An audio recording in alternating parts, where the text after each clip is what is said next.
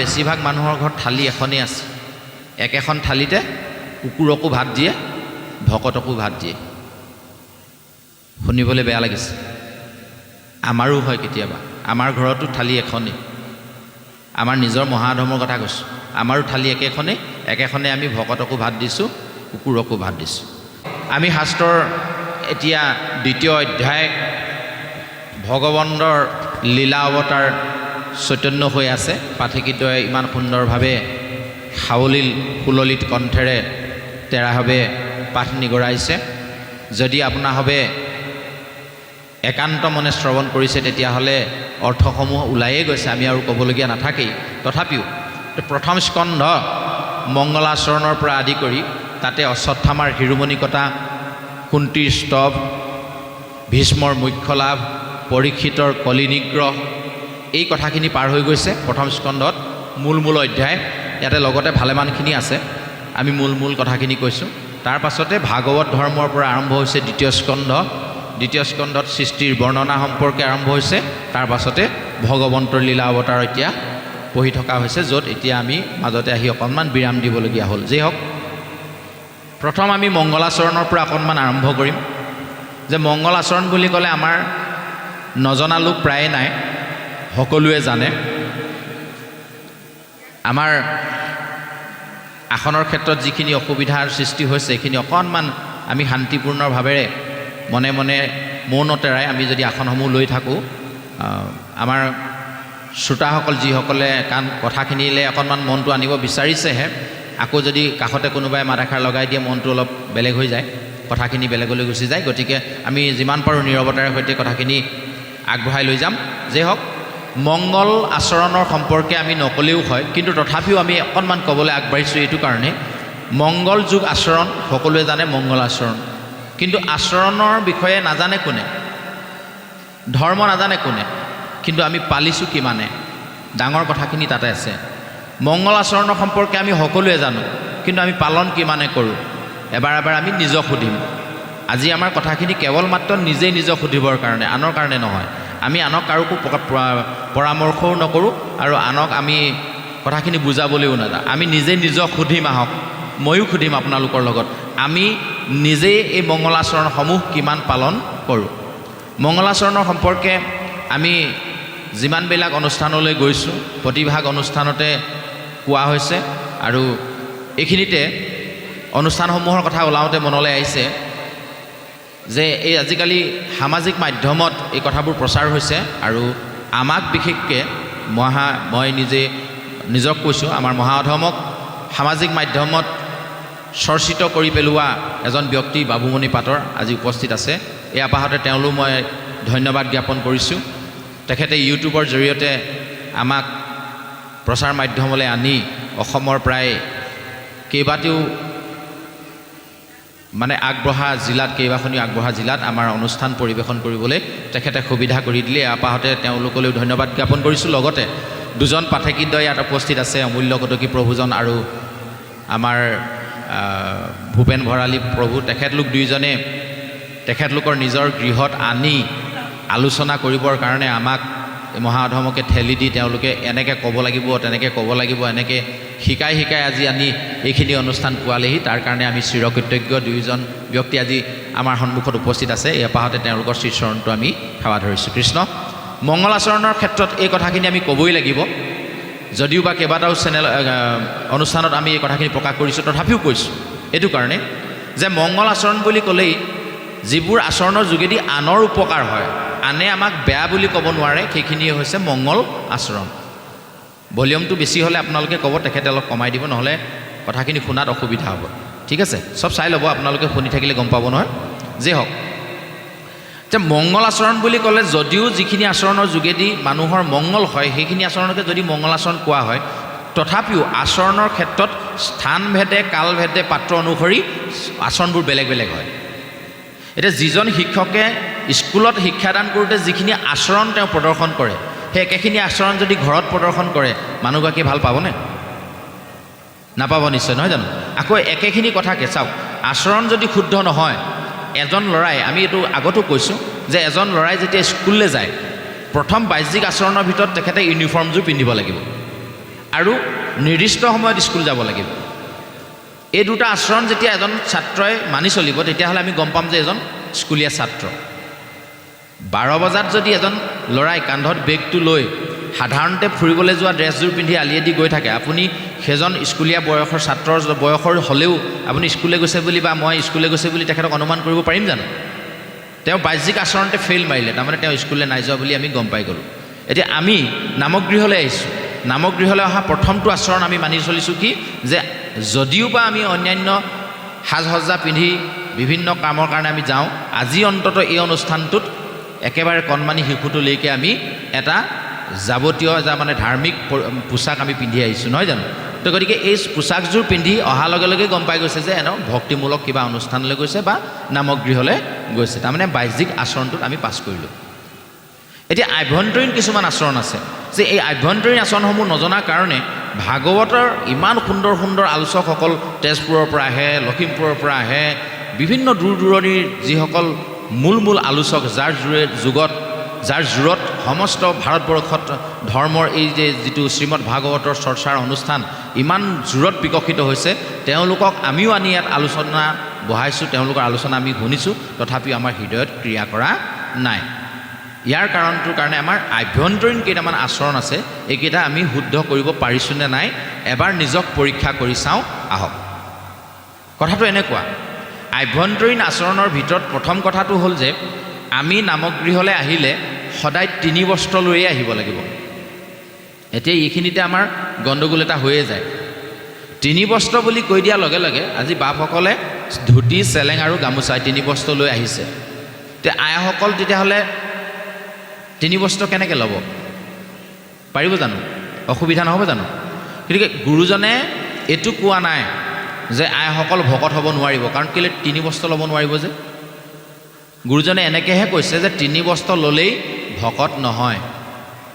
এই বাহ্যিক যিটো বস্ত্ৰ, এই বস্ত্ৰটো ল'লেই ভকত হ'ব নোৱাৰিবও পাৰে, যদিহে আভ্যন্তৰীণ 3 বস্ত্ৰ নাথাকে। আভ্যন্তৰীণ মানে ভিতৰত যিটো থাকিব লাগে সেইটো হৈছে কায়, মন, বাক্য, এই 3 বস্ত্ৰ আমাৰ থাকিব লাগিব। মানে আমি ভগৱন্তৰ গৃহলৈ আহিছোঁ, আমাৰ কায়টো ইয়াতে থাকিব লাগিব, আমাৰ দেহটো ইয়াত থাকিব লাগিব।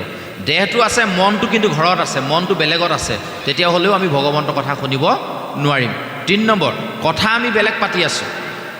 ভগৱন্তৰ গৃহলৈ আহি যদি বেলেগ কথা পাতি থাকোঁ তেতিয়াহ'লে চিধাচিধিকৈ আমি এই যে 3 বস্ত্ৰ লোৱাৰ পৰা আমি আঁতৰত থাকিলোঁ। সেইকাৰণে গুৰুজনে নামগৃহ প্ৰতিষ্ঠা কৰোঁতে বাটচৰাতে দুভাগ নামসিংহ দিলে।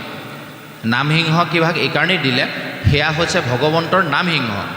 গুৰুজনে ঘোষাত লিখিছে ন, পুণ্য অৰণ্যৰ মাজে মাধৱৰ নামসিংহ, প্ৰকাশ কৰয়াতিবৰে, যাৰ ধ্বনি শুনি ভয়ে, পাপমতী হস্তিশ্ৰয়, পলায়াতি ত্ৰাসত লৱৰে। যিমান পাপমতী আমাৰ চিন্তাবোৰ আছে, সমস্ত চিন্তা আমি নামগৃহৰ বাটচৰাতে খুলি থৈ আহিব লাগিব।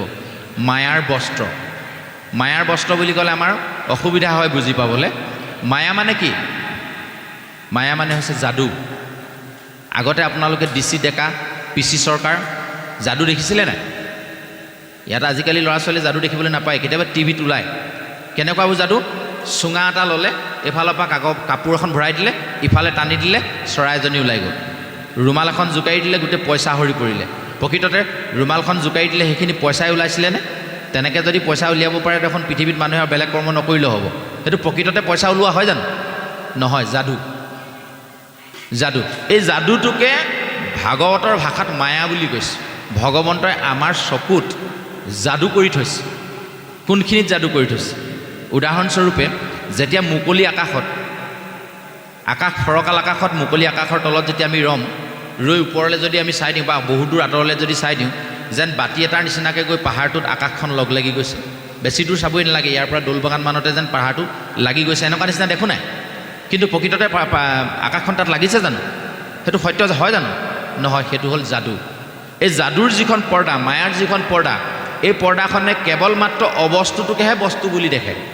এতিয়া যদি আপোনাৰ ভাবে এই তেনালীটোলৈ যায়, দৰিকালৰ যদি তেনালীটোত আপোনালোকে মাউতগাঁৱলৈ যাওঁতে যে দৰিকালত যিটো তেনালী পায়, এই তেনালীৰ পৰা শিমলুগুৰিলৈকে ট্ৰেইন ৰাস্তাটো একদম ধুনীয়া পোন। আপোনালোকে তাতে মাজত ৰৈ পিনি আঁতৰলৈ চাই দিবচোন, যেন শিমলুগুৰি পাওঁ হওঁতে ৰেল লাইন দুটা যেন লগ লাগি গৈছে, এনেকুৱা নিচিনা দেখিব নে নেদেখিব? দেখিব। কিন্তু এইটো প্ৰকৃততে হয় জানো? নহয়, সেয়া হ'ল যাদু, মায়া। এই যে মায়াটো আমাৰ চকুত ৰাখিছে, যে তেনেধৰণে মনৰ মাজতো এটা মায়া ভগৱন্তই ৰাখি থৈ দিছে। এই যে মনটোৱে অহৰ্নিশে ইফালে সিফালে গৈ থাকে, গতি কৰি থাকে, মনটো স্থিৰ নহয়, যে এই অস্থিৰ মনটোক যেতিয়ালৈকে স্থিৰ কৰি ল'ব নোৱাৰিম, ভগৱন্তৰ কথা আমি কিন্তু শ্ৰৱণ কৰিব নোৱাৰোঁ। মনটো থাকে, মানুহটো ইয়াতে থাকিম, চব ইয়াতে থাকিব, দেহটোও থাকিব, মনটো ইয়াতে দিম বুলি ভাবিব, কিন্তু কাণখনে বেলেগ কথা শুনি থাকিব, ওচৰত বেলেগজনে বেলেগ কথা কৈ আছে সেইটো শুনি থাকিব, আৰু মই স্পীকাৰত ইমান ডাঙৰকৈ কৈ আছোঁ সেইটো আপোনাৰ কাণত নোসোমাব। এইটো কেনেকুৱা কথা, হয়নে নহয়? ইমান ডাঙৰ ডাঙৰকৈ ভগৱন্তৰ কথা তেওঁলোকে পাঠ কৰি আছে, কিন্তু আমি ইতিমধ্যে যিমানখিনি পাঠ হৈ গ'ল, বোলে কি কি পাঠ হৈ গ'ল যদি আমাক সোধা যায়, আমাৰ হ'বলৈ হয়তো সদায় ভাগত পঢ়ি থকা কিজনৰো অসুবিধা হ'ব পাৰে। কেলৈ? যে এই কাণখনে আচলতে যদিও শুনিছে, এইটো শুনা নহয় আচলতে, যে ই ভিতৰত প্ৰৱেশ কৰিবলৈ। মহাত্মা গান্ধীৰ 3টা পুতলা আছিলে, হয়নে নহয়? বেয়া নাচাবা, বেয়া নকবা, বেয়া নুশুনিবা। ঠিক তেনেধৰণে আৰু 3টা পুতলা এজন ৰজাই ৰাখিছিলে, মানে ৰজাই ৰাখিছিলে। পুতলাকেইটাৰ ভিতৰত কোনটো পুতলা দামী এইটো আমি বিচাৰ কৰি ল'ব লাগিব নিজেই। এটা পুতলাৰ কি হৈছে, টেষ্ট কৰিছে ৰজাই, যে পুতলা কোনটো শ্ৰেষ্ঠ আমি চাব লাগিব, পৰীক্ষা কৰিব লাগিব। দেখাত একেই গোটেইকেইটা, এটাৰ কাণেদি বেজী এটা ভৰাই দিলে, অলপ জোকাৰি দিলে, লগে লগে ইখন কাণে ওলাই গুচি গ'ল, গম পাইছেনে? আৰু দ্বিতীয়টো পুতলাৰ কাণত বেজীটো ভৰাই দিলে, জোকাৰিলে নোলালে আৰু ভিতৰত সোমাই থাকিলে। 3 নম্বৰ পুতলাটোত কাণত বেজীটো ভৰাই দিলে, অকণমান দেৰি পিছত জোকাৰি দিলে, মুখেদি ওলাই আহিলে। এতিয়া আপোনাৰ হবে কওকচোন বাৰু, কোনটো পুতলা শ্ৰেষ্ঠ নিচিনাকৈ ৰজাই নিৰ্বাচন কৰিলে? তে আমি কৰা নাই বাৰু, ৰজাই নিৰ্বাচন কৰিলে। তে আমি বুজি পাইছোঁ নাই কোনটো পুতলা শ্ৰেষ্ঠ হ'ব, কোনটো হ'ব? যিটো পুতলাৰ কাণেদি বেজীটো সোমাই মুখেদি ওলাই আহিছে সেইটো শ্ৰেষ্ঠ বুলি ক'লে ৰজাই। কেলৈ জানেনে? যে এই যিমানবোৰ সংসাৰত জ্ঞান আছে, যিমানবোৰ ভাল কথা আমি যে কাণেদি সোমোৱাইছোঁ, এইখিনি যদি এইফালে সোমাই এইফালে ওলাই যায়, কাম নহ'ব। আৰু যদি সেইখিনি সোমাই পেটতে সোমায়ে থাকিলে, মগজুতে থৈয়ে দিলোঁ, কাকো নকলোঁ, তেতিয়াও নহ'ব। যিমান শিক্ষা ল'ম, যিমান জ্ঞান ল'ম, মই কাণেৰে শুনি মুখেৰে যাক যিমান ব্যক্ত কৰিম, সিমান আপুনি ধনী হৈ গৈ থাকিব। পৃথিৱীৰ সমস্ত ধন আপুনি যিমান দুহাতেৰে খৰচ কৰিব, শেষ হৈ গৈ থাকিব, কিন্তু এটাই ধন বাঢ়ি বাঢ়ি যাব, সেই হ'ল বিদ্যাধন, সেয়াই হ'ল শিক্ষাধন, সেই হ'ল জ্ঞানৰ ধন। যিমানে আপুনি কাণেৰে শুনিব, সিমানে মুখেৰে ব্যক্ত কৰিব, সিমানে জ্ঞান আপোনাৰ বৰ্ধিত হৈ গৈ থাকিব, সমাজ ডাঙৰ হৈ গৈ থাকিব, আপুনি সমাজৰ প্ৰিয় পাত্ৰ হৈ গৈ থাকিব। এই ধৰণে আমি নিজক নিৰ্বাচন কৰি ল'ব লাগিব। আমি এই অনুষ্ঠান ভাগত মানে যিমান সময়লৈকে উপস্থিত থাকিম, সেই 3 নম্বৰ পুতলাটোৰ নিচিনাকৈ আমি কথাখিনি শুনিব লাগিব, আৰু এই কথাখিনি আমি আনৰ আগত গৈ ক'ব লাগিব। তেতিয়া শ্ৰৱণ আৰু কীৰ্তন এই 2টা ধৰ্ম আমাৰ পালন হ'ব। আমি শুনো, কিন্তু আমি নকওঁ কাকো, ক'বলৈ আৰম্ভ কৰিবই লাগিব। আজি আমি নামঘৰত কি শুনিলোঁ, কালিলৈ মোৰ ঘৰত যিজন আহিব নোৱাৰিলে তেওঁৰ আগত আমি গৈ ক'বগৈ লাগিব। এই হ'ল আভ্যন্তৰীণ যিটো ভাগৱতৰ ধৰ্ম, যিটো মংগল আচৰণ, এই আচৰণৰ কথা ক'লোঁ। আৰু এতিয়া ডাঙৰ কথাটো হ'ল কি, এই আচৰণখিনি যদি আমি শুদ্ধ কৰি নলওঁ, তেতিয়াহ'লে কিন্তু আমি ভগৱন্তৰ কৃপাৰ পাত্ৰ হ'ব নোৱাৰোঁ। প্ৰথম ভাগৱতৰ মংগলাচৰণৰ প্ৰথম জোকা পদত কি লিখিছে? জয় জয় কৃষ্ণ কৃপা ময় মহেশ্বৰ, যাৰ আজ্ঞাখিৰে বহে ব্ৰহ্মা হৰিহৰ। কৃপাময় বুলি কৈছে, ভগৱন্ত কৃপাময়। কৃপাময় মানে কি? যিসকল ছাত্ৰ ছাত্ৰী এতিয়া স্কুলত পঢ়ি আছে, তেওঁলোকক যদি এটা সমাস বাক্য লিখিবলৈ দিয়া যায়, কৃপাময় শব্দৰ পৰা এটা সমাস বাক্য লিখা, তেতিয়া লিখিব লাগিব কি? যি সকলোকে কৃপা কৰে, তেওঁক কোৱা হৈছে কৃপাময়। সমাস বাক্যটো সেইটো হ'ব যে যি সকলোকে কৃপা কৰে। এতিয়া ভগৱন্তই যদি সকলোকে কৃপা কৰে, সেইকাৰণে তেওঁক কৃপাময় বুলি কোৱা হৈছে। তেতিয়াহ'লে আমি সকলো সমান নহয় কিয়? এখেত ধনী, মই দুখীয়া, তেখেত সুখী, মই দুখী, তেখেত বগা, মই ক'লা, এনেকুৱা কিয় হয়? যদি সকলোকে কৃপা কৰে, সকলো সমান হ'ব লাগিছিল নহয়। কিয়? কৃপাটোত গণ্ডগোল নাই, গণ্ডগোল আছে কৃপাৰ পাত্ৰটোত। এইটো ক'ত থাকে এতিয়া? বিচাৰি উলিয়াওঁ আহক। আমি নৱপ্ৰজন্মক সেইকাৰণে কৈছোঁ যে আমি কথাখিনি যিমান কম নৱপ্ৰজন্মৰ প্ৰতি ক'ম, যে আমি যে শিক্ষকৰ মৰমৰ পাত্ৰ, আমি যে মা দেউতাৰ শ্ৰদ্ধাৰ পাত্ৰ, কাৰোবাৰ প্ৰিয় পাত্ৰ, এনেকৈ আমি কওঁ নহয়। এইটো ক'ত থাকে পাত্ৰ? এই ঘটিটো এটা পাত্ৰ, তাত পানী থ'ব পাৰি। পাচিটো এটা পাত্ৰ, তাত ফল মূল ধান চাউল থ'ব পাৰি। এই যে পাত্ৰবোৰ আমি দেখি আছোঁ, কিন্তু মৰমৰ পাত্ৰটো ক'ত থাকে? কৃপাৰ পাত্ৰটো ক'ত থাকে? বুজি ল'ব লাগিব নহয় জানো? যে কৃপাৰ পাত্ৰটো থাকে হৃদয় নামৰ এডোখৰ জেগা আছে, অন্তৰ নামৰ এডোখৰ জেগা আছে, য'ত মৰমবোৰ সোমাই থাকে, য'ত ভগৱন্তৰ কৃপাবোৰ সোমাই থাকে। এতিয়া ডাঙৰ কথাটো হ'ল যে সেই পাত্ৰটো যদি লেতেৰা হৈ থাকে তেতিয়াহ'লে ভগৱন্তৰ কৃপাটো লেতেৰা হৈ পৰিব। একেজাক বৰষুণতে এখেতেও এটা পাত্ৰ পাতি দিলে, ময়ো এটা পাত্ৰ পাতি দিলোঁ, এখেতৰ পানীখিনি চাফা হৈ পৰিলে, মোৰ পানীখিনি লেতেৰা হ'ল। একেখিনিয়ে বৰষুণৰ পানী, কিয় হ'ল? চিধা চিধিকৈ ওলাই আছে, মই গোবৰ জাবৰ লাগি থকা পাত্ৰটো পাতি দিলে কাৰণে মোৰ পানীখিনি লেতেৰা হ'ল। লেতেৰা পাত্ৰ পাতিলে লেতেৰা হ'ব। এতিয়া আহক আমাৰ এই হৃদয় নামৰ পাত্ৰটো আমি কিমান চাফা কৰি ৰাখিছোঁ।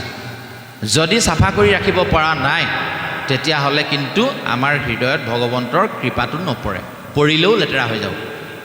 গতিকে প্ৰথম কথা হ'ল কি যে যিমানবোৰ বেয়া বস্তু আমাৰ সেই পাত্ৰটোত সোমাই আছে এইবোৰ আমি প্ৰথমেই উলিয়াই পেলাব লাগিব। সেইকাৰণে অমৃত মথন, দৈত্য আৰু দেৱতাসকলে লগ লাগি অমৃত মথন কৰিলে, য'ত বেয়া বস্তুখিনি প্ৰথমে উলিয়াই পেলালে, বিষখিনি ওলাই গ'ল।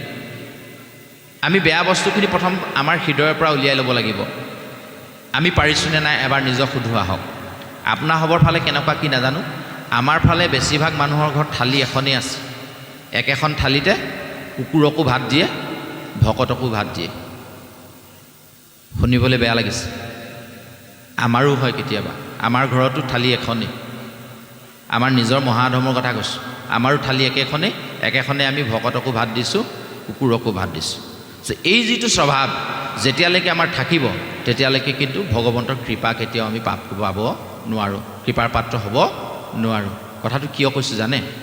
মই একেখন মুখেৰে এখেতক ৰাস্তাত টান কৰি ক'লোঁ, আৰু সেই একেখন মুখেৰে ভগৱন্তৰ ওচৰত আহি প্ৰাৰ্থনা কৰিলোঁ, হে প্ৰভু কালিলৈ ল'ৰাটোৰ ইণ্টাৰভিউ আছে, চকু মেলি চাবা। একেখন মুখেৰে ভকতক অপমান কৰোঁ আৰু সেই একেখন মুখেৰে ভগৱন্তৰ ওচৰত আশীৰ্বাদ বিচাৰোঁ। একেখন থালিতে কুকুৰকো ভাত দিয়া, ভকতকো ভাত দিয়া হ'লনে নহ'লে? মুখ নামৰ থালিখন বৰ লেতেৰা থালি এখন। সকলোৱে থালি এখনেই আছে, ক'বলৈ দেখিবলৈ শুনিবলৈ বেয়া, বাহ্যিকত একেখন থালিতে কুকুৰক ভাত দিয়া বুলি ক'লে, ভকতক ভাত দিয়া বুলি ক'লে হয়। মুখ নামৰ থালি এখনেই আছে, জিভা নামৰ থালি এখনেই আছে মানুহৰ। একেখন জিভাৰেদি আমি বেয়া কথাও কওঁ, একেখন জিভাৰেদি আমি আশীৰ্বাদো দিওঁ। তেতিয়াহ'লে যিজন ভকতে বেয়া কথা কৈ কৈ ৰাস্তাত ঘূৰি ফুৰিছে, গধূলিহে একেজন বৰ ভকতে গৈ আপোনাৰ ঘৰত আশীৰ্বাদ দিছে, আশীৰ্বাদ হ'বনে? লেতেৰা হৈ নাযাবনে এইখিনি? গতিকে এই যিবোৰ লেতেৰা স্বভাৱ, যিবোৰ মনত এই লেতেৰা যিবোৰ হৃদয়ত সোমাই আছে, আমি একেদিনে দলিয়াব নোৱাৰিব পাৰোঁ। এনেকুৱা ধৰণৰ যিবোৰ মাংগলিক অনুষ্ঠান, ভগৱন্তৰ গুণনাম কীৰ্তনৰ স্থলীলৈ যদি আমি আহোঁ, প্ৰতিদিনে মনত এটা সংকল্প লৈ আহিব লাগিব। মোৰ মনত এই ভাৱটো অলপ বেয়া ভাৱ আছে, মই বুজি পাইছোঁ। আৰু যেতিয়ালৈকে বুজি নাপাব তেতিয়ালৈকে কিন্তু মুক্তি নহ'ব। পৰীক্ষিতে যেতিয়ালৈকে বুজি নাপাইছিলে যে মই বেয়া কাম কৰিলোঁ, ঋষিৰ ডিঙিত মই মৰা সাপটো দিব নালাগিছিলে, এইটো যেতিয়া বুজি পালে সেইদিনাই পৰীক্ষিত মুক্তি হৈয়ে গ'ল। বাকীখিনি কিন্তু কেৱল মাত্ৰ আমাৰ উদ্ধাৰৰ কাৰণেহে তেওঁ ভাগৱত শ্ৰৱণৰ মাধ্যমেদি আমাক দি থৈ গ'ল, এইখিনি লোকৰ উদ্ধাৰ কাৰণে। কিন্তু যিদিনা তেওঁ উপলব্ধি হ'ল, উপলব্ধি প্ৰাপ্তিৰ চৰম শিখৰ বুলি কৈছে, সেইদিনা তেওঁ প্ৰাপ্তি হৈ গ'ল। গতিকে আমাৰ এই হৃদয়ত যিবোৰ বেয়া চিন্তা, বেয়া ভাৱ আছে, এইখিনি আমাৰ নাইকিয়া কৰি ল'ব লাগিব। এক প্ৰকাৰ কুসংস্কাৰ আমাৰ চলি আছে, আমি একেখন থালিতে ভকতক আৰু কুকুৰক ভাত দি আছোঁ। এইখন আমি আজিৰ পৰা ব্যৱহাৰ নকৰোঁ। আৰু আমি কেৱল মাত্ৰ ভকতৰ ক্ষেত্ৰত যদি ব্যৱহাৰ কৰিছোঁ, ভকতৰ ক্ষেত্ৰতে ব্যৱহাৰ কৰিম। আৰু মিশ্ৰিত ফলৰ পূজাৰ ফল ভগৱন্তই নলয়। আজিৰ পৰা আমি এইবিলাক ত্যাগ কৰিম। আৰু আমি নিজকে কৈছোঁ, লগত যদি আপোনাৰ সবেও সহযোগ কৰে বৰ ভাল লাগিব। দ্বিতীয়টো কথা হৈছে কি, আমাৰ কিছুমান অন্ধবিশ্বাস আছে।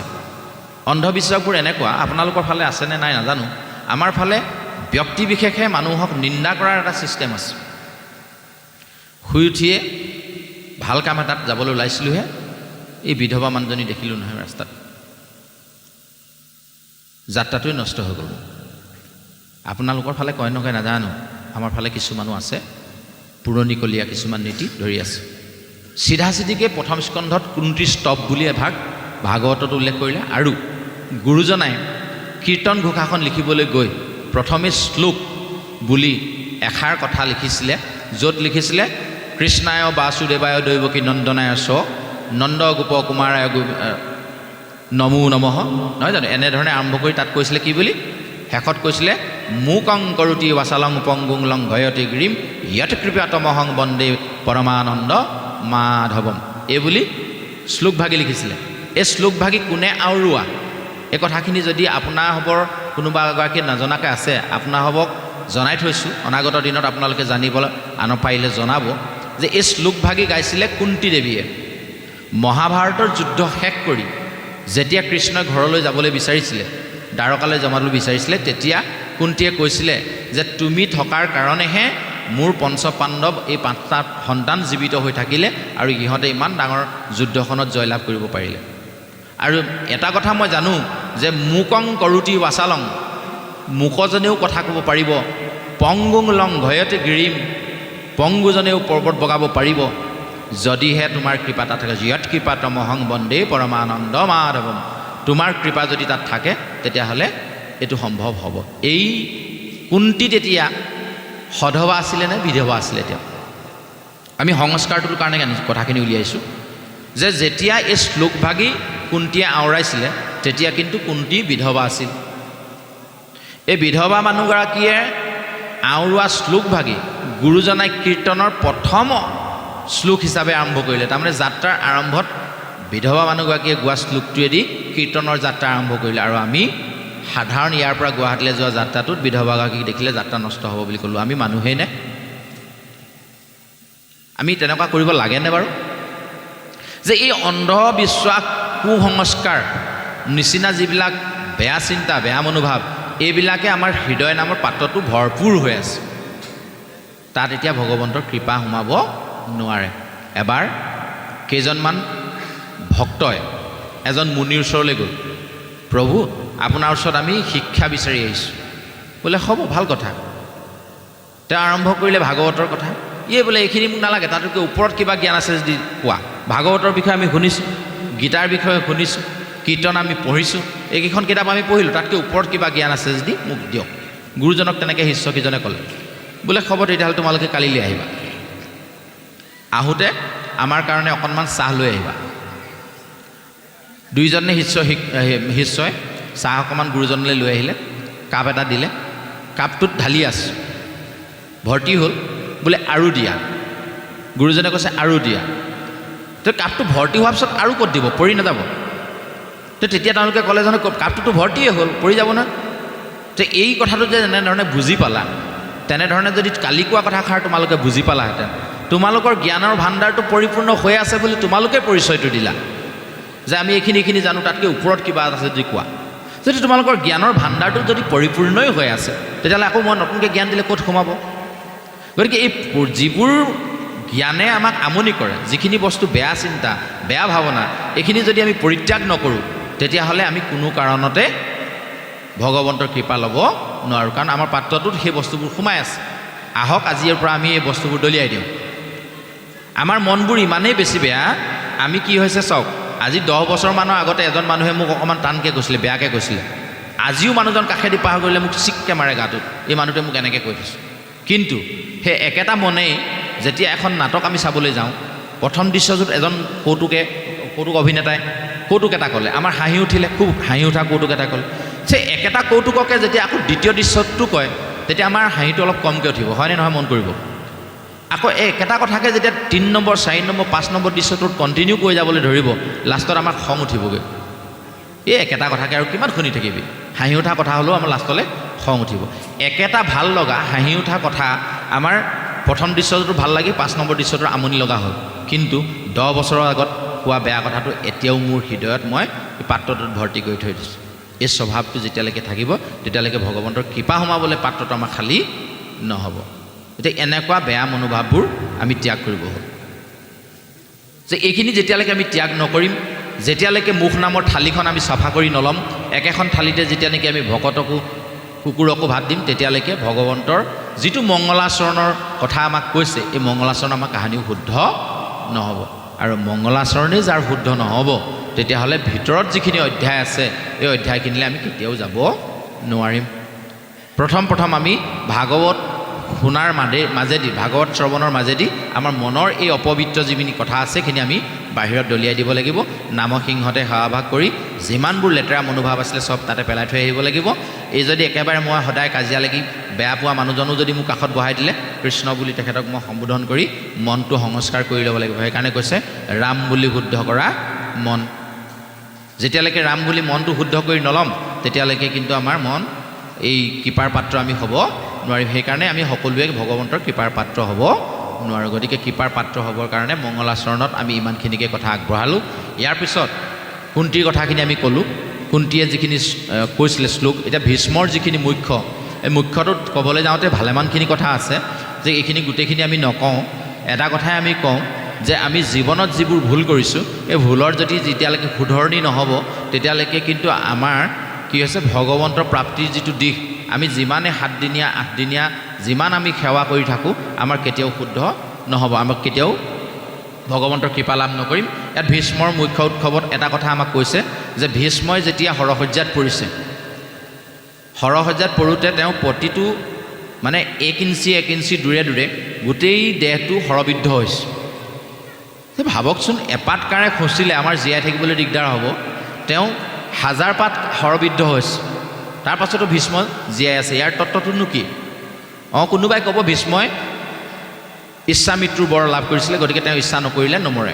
হয় কথাটো, কিন্তু তাৰ পৰা আমি কি জানিম? ভীষ্মই তেনেকৈ থাকিব পাৰিছিলে, আজি আমি পাৰিম নে নোৱাৰিম? আমিও তেনেকুৱা সংসাৰৰ বহু হৰৰ খোজ খাই খাই জীয়াই আছোঁ। আজি কোনোবাই টানকৈ ক'লে, আজি আৰ্থিক অভাৱত মই কাৰোবাৰ পৰা টান কথা শুনিবলগীয়া হ'লোঁ, কিবা এটা নজনাৰ কাৰণে কাৰোবাৰ পৰা মই গালি খাবলগীয়া হ'ল। এনেকুৱা হৰ বাক্যৰ বান আমাৰ দেহৰ প্ৰতিটো ইঞ্চিয়ে সোমাই আছে। ঠিক ইয়াৰ যোগেদি আমি কৰিবলগীয়া কৰ্মটো কি? ভীষ্মই কি দেখুৱালে? যে দুৰ্যোধনৰূপী যিবোৰ চিন্তা, সেই চিন্তাটোৰ লগত অযোধ্যাখন বচাই ৰখাৰ, হস্তিনাপুৰখন বচাই ৰখাৰ ক্ষেত্ৰত ভীষ্মই হস্তিনাপুৰত থাকি দুৰ্যোধনৰ চাউল খায়, কৌৰৱৰ চাউল খায়, যিখিনি তেজ গোটালে, যিখিনি অনীতিৰ তেজ, অন্যায় ধৰ্মৰ যোগেদি গোটোৱা ৰক্ত, সেই ৰক্তখিনি তেওঁ প্ৰতি ইঞ্চি দূৰেৰে কাঁড়বিদ্ধ হৈ তেজখিনি গোটেইখিনি তললৈ পেলাই দিলে। পেলাই শেষত অন্ন মাত্ৰ কি গ্ৰহণ কৰিলে? গংগাজল। এই গংগাজলটো কিয় য'তে ত'তে ব্যৱহাৰ কৰে? শিৱৰ মূৰত চাবচোন গংগা বৈ আছে, শিৱৰ মূৰত এটা জটা আছে, তাতে এটা কাঁচিজোন আছে, আকৌ গংগাৰ পানী পৰি থকা এখন ছবি আমাক দিয়ে। কিয় দিয়ে? য'তে ত'তে গংগাৰ কথাটো কেলৈ আনে? পৰীক্ষিতে জ্ঞান লাভৰ কাৰণে জ্ঞান গংগা নদীৰ পাৰতে বহিলে। কিয় গংগা? ইয়াত গংগা বুলি ক'লে সেইটো কাৰণে আমি বুজি ল'ব লাগিব যে জ্ঞান গংগাৰ জল যেতিয়ালৈকে মূৰত নপৰিব, তেতিয়ালৈকে মূৰত যিবোৰ চিন্তাৰ জঁট আছে সেইটো কেতিয়াও নাইকিয়া নহ'ব। ভক্তিৰ গংগা যেতিয়ালৈকে মূৰত নবব, তেতিয়ালৈকে কিন্তু আমি ভগৱন্তৰ ওচৰলৈ আহিব নোৱাৰিম। সেইকাৰণে এই দুটা অৰ্থ আমাক ইয়াত দিছে। সেইকাৰণে ভীষ্ময়ো পানী খালে শেষত গংগা জল, জ্ঞান গংগাৰ জল পান কৰি তেখেতে বুজি পালে যে যিখিনি কৰি আহিছিলোঁ ভুল, সেই ভুলখিনি তেওঁ যিদিনা উপলব্ধি কৰিলে, যিদিনা কৃষ্ণক চিনাকি কৰি দিব পাৰিলে পাণ্ডৱক, সেইদিনাই তেওঁ মোক্ষ লাভ কৰিলে, সেইদিনাই তেওঁ ইচ্ছা মৃত্যু, সেইদিনাই যাওঁ বুলি গুচি গ'ল।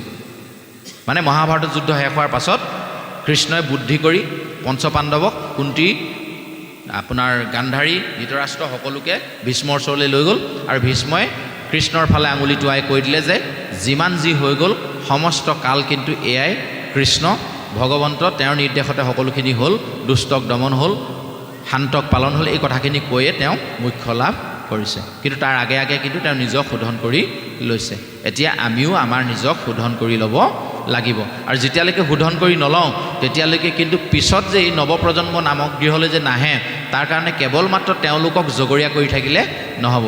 উঠি অহা নৱপ্ৰজন্মই যে অখাদ্য খাবলৈ লৈছে, অকথ্য ক'বলৈ লৈছে, অগম্য গমন কৰিছে, ইয়াৰ কাৰণে দায়ী কেৱল মাত্ৰ নৱপ্ৰজন্ম নহয়, আমিবোৰে কি কৰিছোঁ যে এই যে সন্তান নামৰ বৃক্ষজোপা ৰুওঁতে য'ত ৰুব লাগে তাত নুৰুলোঁ, লালন পালন কৰিবলৈ যিখিনি সাৰ জাবৰ দিব লাগে সেইখিনি নিদিলোঁ, যাৰ কাৰণে বৃক্ষজোপা ওলোটা হৈছে। মন কৰিব, কথাটো একেবাৰে সঁচা। এজন বিজ্ঞানীয়ে 2টা ৰুমত একেজোপা বৃক্ষৰ 2টা পুলি ৰুলে, একেই গছ। এটা ৰুমত যিমানবিলাক শাস্ত্ৰীয় সংগীত আছে তেওঁ সেইখিনি বজায় সদায় ৰাতিপুৱা গধূলি, আৰু ইটো ৰুমত যিমান পাশ্চাত্য সংগীত আছে মানে ডিস্কো গান আছে এইবিলাক বজায়। 2জোপা গছতে সাৰ পানী একেখিনিয়ে দিলে, গছ 2জোপা সুন্দৰভাৱেই ডাঙৰ হ'ল, একে সমানেই ডাঙৰ হ'ল, কিন্তু যিফালে শাস্ত্ৰীয় সংগীত বজাই ৰাখিছিলে সেইফালে গছৰ ডালবোৰ পোনপোল হ'ল, ধুনীয়া হ'ল, আৰু যিফালে পাশ্চাত্য সংগীত বা উন্মাদ গীতবোৰ বজাইছিলে সেইফালে ডালবোৰ বেকা বেকি হ'ল, কিন্তু গছজোপা সমানেই ডাঙৰ হ'ল। বিজ্ঞানীয়ে পৰীক্ষা কৰি উলিওৱা কথা। তো আমাৰো একেই হয়, আমি কোনটো পৰিৱেশত ল'ৰা ছোৱালীবোৰক ডাঙৰ কৰিছোঁ আৰু পুলিটো ৰুওঁতে আমি ঠিকেই ৰুইছোঁ নে নাই, এই কথাবোৰ নজনাৰ কাৰণে নৱপ্ৰজন্ম নাহে নামক গৃহলৈ। কেলৈ চাওক আমি জন্মতে কেনেকৈ জন্ম দিলোঁ এইখিনি নকওঁ তৃতীয় স্কন্ধ যেতিয়া হ'ব কালিলৈ চাগে আমাৰ আৰু এজন আলোচক আহিব তেখেতে যদি পায় তৃতীয় স্কন্ধত কপিল দেৱহূতি সংবাদত তামসিক গতি মনুষ্যজনী প্ৰাপ্তি বুলি বৰ সুন্দৰ এটা অধ্যায় আছে ভক্তিযোগ কথন সাংখ্যযোগ কথন এটা খুব সুন্দৰ পাঠ আপোনাৰ হবে যদি অনাগত দিনত কেনেবাকৈ আধ্যাত্মিক চিন্তা চৰ্চাৰ কেন্দ্ৰ এটা আপোনালোকে স্থাপন কৰে একেবাৰে নাইকিয়া হ'বেও সপ্তাহত এটা দিন মাত্ৰ এঘণ্টা মাত্ৰ দেওবাৰে দিনা সন্ধিয়া 6 বজাৰ পৰা 7 বজালৈকে 1 ঘণ্টা মাত্ৰ আধ্যাত্মিক চিন্তা চৰ্চাৰ এটা কেন্দ্ৰ আপোনালোকে আৰম্ভ কৰক য'ত এই প্ৰথম ভক্তিযোগ কথনৰ পৰা আৰম্ভ কৰি উঠি অহা প্ৰজন্ম যিখিনি সন্তান কেনেকৈ জন্ম দিব লাগে এই কথাখিনি যদি জানি লয় সন্তানটো জন্ম দিওঁতে যদি শুদ্ধ পদ্ধতিত জন্ম দিয়ে তেতিয়াহ'লে অনাগত দিনত আমি তেওঁলোকৰ নামঘৰলৈ মাতি নিব নালাগে তেওঁলোকে আমাক মাতি মাতি নামঘৰলৈ আনিব আপোনালোকে হয়নে নহয় প্ৰমাণ কৰি চাব উদাহৰণ কৃষ্ণৰ জন্ম অলপ আগত আমাক কৃষ্ণৰ লীলা কথনত কৈ গৈছে কৃষ্ণই কেনেকৈ অৱতাৰ হৈছিলে কৃষ্ণ জন্ম হোৱাৰ আগত 7টা পুত্ৰ জন্ম হৈছে কিয় চিধা চিধিকৈ প্ৰথম পুত্ৰটোতে কৃষ্ণ হ'ব কিয় নোৱাৰিলে দৈৱবাণীয়ে কিয় কৰিলে যে দৈৱকীৰ অষ্টম সন্তানেহে কংসক নিধন কৰিব পাৰিব প্ৰথম দ্বিতীয় তৃতীয় কিয় নোৱাৰিলে তত্ত্ব আছে তাত তত্ত্ব আছে যেতিয়ালৈকে ভক্তিৰ পাচি এটা বসুদেৱৰ মূৰত নহ'ব তেতিয়ালৈকে কৃষ্ণ তেওঁলোকৰ ঘৰলৈ নাহিব সেইকাৰণে বসুদেৱে কংসৰ কাৰাগাৰৰ পৰা কৃষ্ণক যে যমুনা নৈৰ ইপাৰলৈ লৈ গৈছিলে গোকুললৈ বৃন্দাবনলৈ যে লৈ গৈছিলে কিহত নিছিলে মূৰত এটা পাচি আছিলে নাই ক'ত পাইছিলে পাচিটো কংসৰ কাৰাগাৰত পাচিটো কেলৈ থৈছিলে লুৰ শিকলি লগাই হাতে ভৰিয়ে বান্ধি থৈছিলে 7খন গেটৰ ভিতৰত অন্ধকাৰ পোতাশালত কৃষ্ণই দৈৱকী বসুদেৱক বন্দী কৰি থৈছিলে তাত বাৰু কংসই পাচিটো কেলৈ থৈছিলে সেইটো আচলতে সেইটো পাচি নহয় আমি যিটো ভাবি আছোঁ বসুদেৱে কেৱল মাত্ৰ ভগৱন্তৰ কথা ভাবোঁতে ভাবোঁতে আগৰ 7 বছৰ দিন অকল কৃষ্ণ কেতিয়া জন্ম হ'ব কেতিয়া এই অসুৰটোক নিধন কৰিব অসুৰটোৱে নিজৰ দেউতাক পৰ্যন্ত যিখিনি ভগৱন্তৰ ভক্তৰ সেই তেওঁলোকক নি পিনি কাৰাগাৰত বন্দী কৰিছে তেওঁলোকক কেতিয়া মুকলি কৰিব এই ধৰণে ভগৱন্তক ভক্তি কৰোঁতে কৰোঁতে কৰোঁতে এপাচিমান ভক্তি তেওঁৰ মূৰত হ'ল আমাৰ যেনেকৈ এপাচিমান চিন্তা মূৰত আছে সংসাৰৰ এপাচিমান চিন্তা কি নকবি ঐ এনেকৈ আমি কওঁ নহয় বোলে ভালে আছেনে নকবি আৰু এপাচিমান চিন্তা মূৰত ল'ৰা আমুকটো হৈছে তো আমুকটো হৈছে কওঁনে নকওঁ যদি এপাচি চিন্তা হ'ব পাৰে এপাচি ভক্তি হ'ব পাৰে নে নোৱাৰে যে যেতিয়াই ভক্তি এপাচি হ'ব ভগৱন্তৰ মূৰত বহি দিব যিদিনা ভগৱন্তৰ মূৰত বহি দিব সেইদিনা আৰু আপোনাৰ সংসাৰৰ একো আপদে একো কৰিব নোৱাৰে কেলৈ অনন্ত নাগে আপোনাক ছত্ৰ ধৰি ল'ব হয়নে নহয় অনন্ত নাগ কোন বলৰাম ভগৱন্ততকৈ শ্ৰেষ্ঠ ৰাম ৰামৰ পিছতে কৃষ্ণ হয়নে নহয় অনন্ত নাগে আমাক ছত্ৰ ধৰিব তেতিয়াহ'লে সংসাৰে একো যতে আমাক একো আমনি কৰিব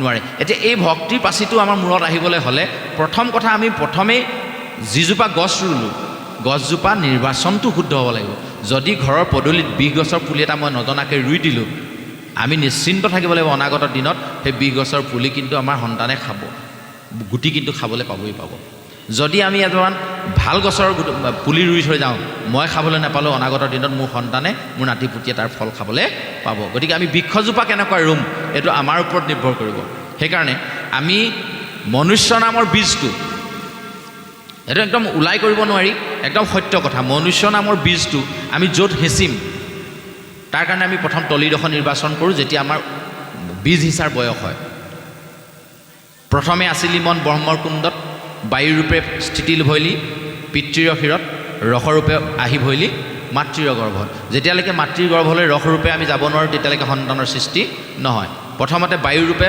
আমাৰ শিৰত থাকে তাৰমানে কি হৈছে মিনিমাম 12 বছৰ 10 বছৰ 12 বছৰলৈকে এটান মানুহৰ সন্তান জন্ম দিব পৰা ক্ষমতাটো নাথাকে কাৰণ তেতিয়ালৈকে বায়ু হৈ থাকে বায়ুটো আহি বীৰ্য হ'ব লাগিব ৰসৰূপে মাতৃৰ গৰ্ভলৈ যাব লাগিব এই মাতৃৰ গৰ্ভটো হৈছে সন্তানৰ বীজ ৰোপণ কৰা সেই যে ফুলৰ টাবটো যিটো টাবত মই ফুলৰ পুলিটো ৰুম এতিয়া কথাটো হ'ল যে যদি ফুলৰ পুলি ৰুবলৈ মন যায় তেতিয়াহ'লে আমি টাবতে ৰুব লাগিব কিন্তু আমি আকৌ ফুলৰ পুলি নুৰুওঁ আমি ফলৰ পুলি ৰুম কেলৈ সেই বৃক্ষজোপাৰ ফল আমি খাবলৈ পাম পুত্ৰই যিবিলাক আৰ্জন কৰিব সেয়া আমি ভুগিব লাগিব ল'ৰাই পানী পেলালে বৰে পিছলি পৰিব লাগিবনে ল'ৰাই দুষ্ট কাম কৰিলে আমি তাৰ ফল ভুগিব নালাগিব জানো গতিকে এইজোপা বৃক্ষ হৈছে ফল দিয়া বৃক্ষ এতিয়া ফল দিয়া বৃক্ষজোপা আমি টাবত ৰুলে নহ'ব আমি ৰুব লাগিব চিধা চিধিকৈ মাটিত এই কথাটো নজনাৰ কাৰণে আমি আৰম্ভণিতে পুলিটো ৰুই দিলোঁ টাবত এতিয়া আম গছৰ পুলি এটা কিনি আনিছিলোঁ ভাল চাপৰতে লগা ডাঙৰ আমৰ সঁচ অত্যাধুনিক পদ্ধতিত সৃষ্টি কৰা খুব মিঠা আমৰ গছজোপা আনিলোঁ, কিন্তু টাবত ৰুই দিলোঁ। টাবত ৰুই যিমানে সাৰ জাবৰ দিয়ক, আপোনাৰ সেই শিলিখাটো সমান যদি ফল এটা দিয়েগৈ আৰু খুব তাতকৈ আৰু ডাঙৰ ফল সি দিব নোৱাৰে, হয়নে নহয়?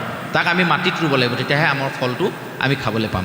এতিয়া ডাঙৰ কথাটো হ'ল কি, এই কথাটো নজনাকৈ যদি কোনোবাই টাবত আমজোপা ৰুই দিলে, তেতিয়াহ'লে ফল তেওঁৰ তাৰ পৰা আশা কৰিব নোৱাৰে। বৃক্ষ ৰোৱাৰ কথাটো এইটো কাৰণে কৈছোঁ, চাব, গছজোপা ৰোৱাৰ আগত প্ৰথম কথা হ'ল কি, আমি তলিখন চহাব লাগিব।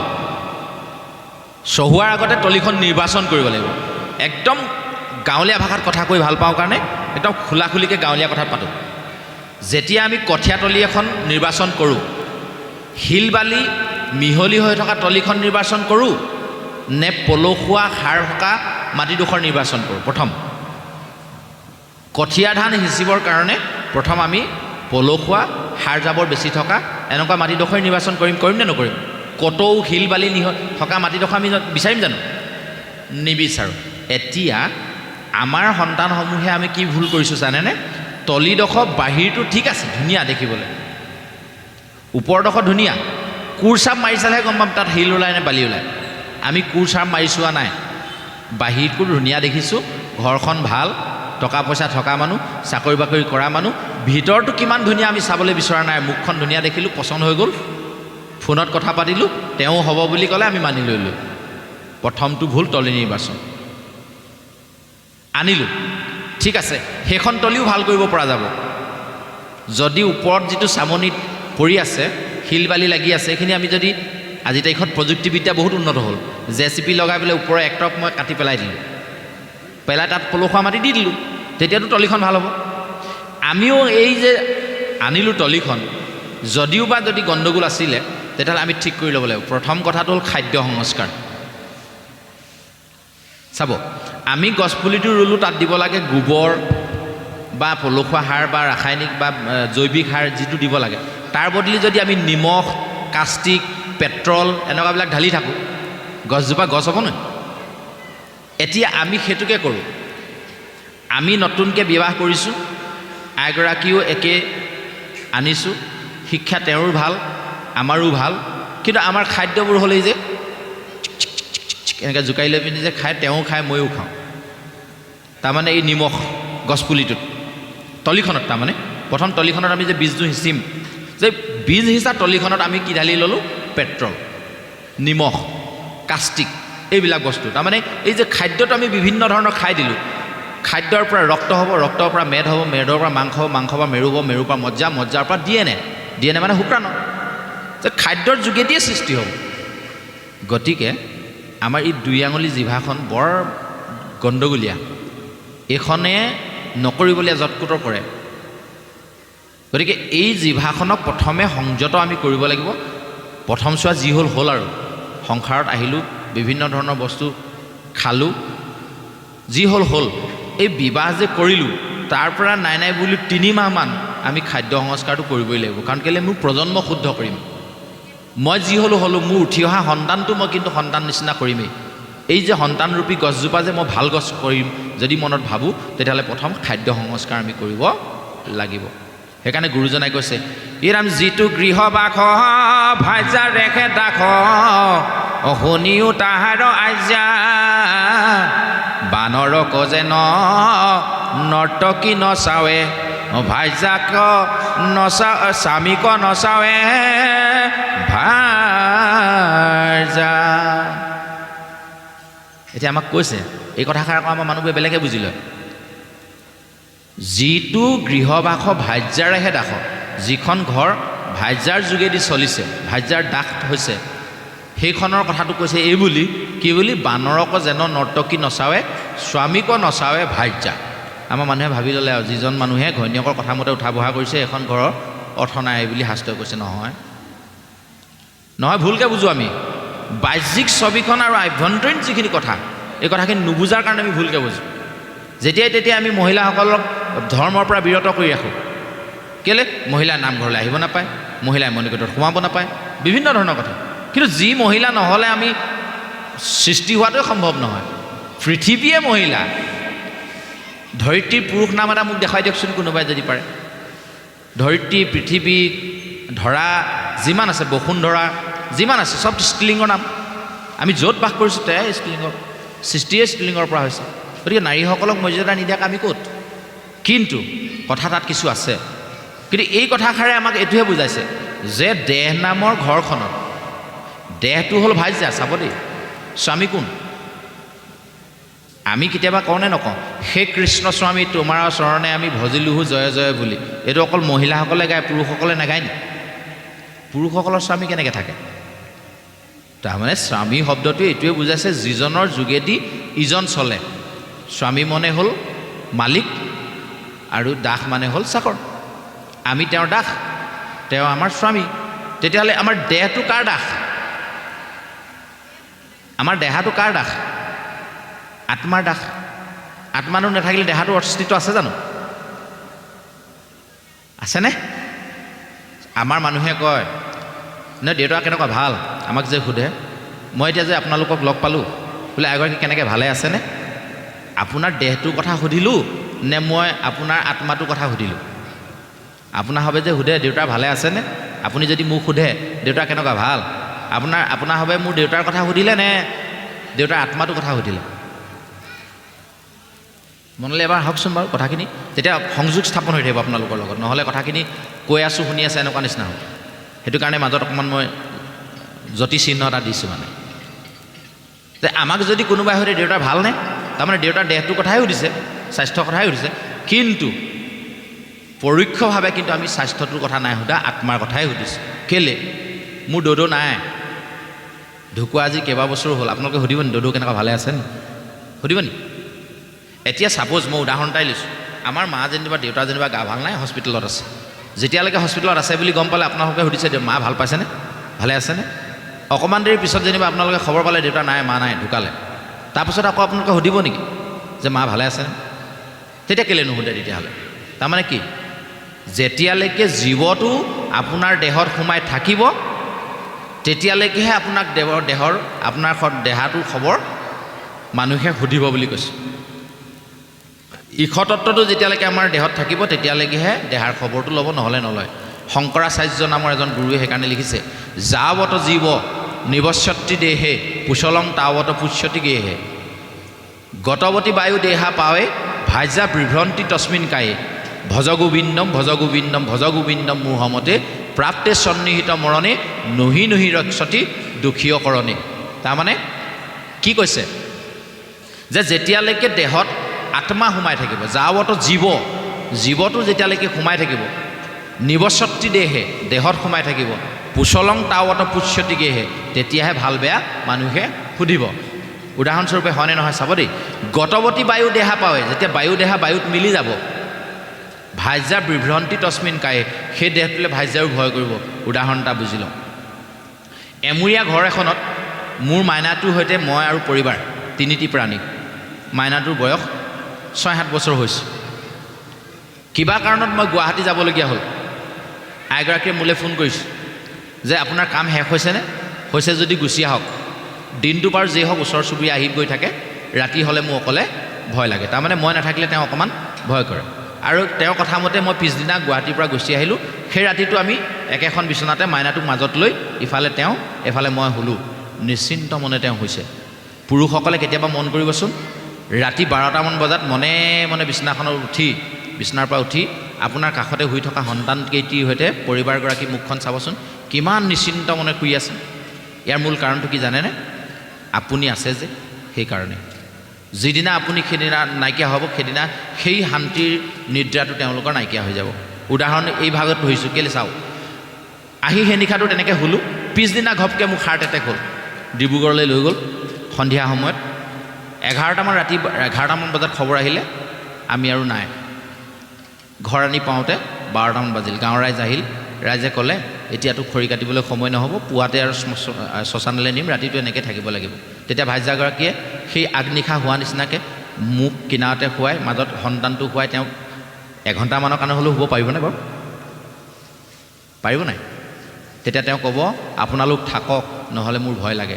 আগদিনা কৈছিলে আপুনি গুচি আহক, নহ'লে মোৰ ভয় লাগে। এতিয়া কৈছে আপুনি থকাৰ কাৰণে মোৰ ভয় লাগিছে, ৰাইজ অকণমান দেৰি থাকক। কিয়?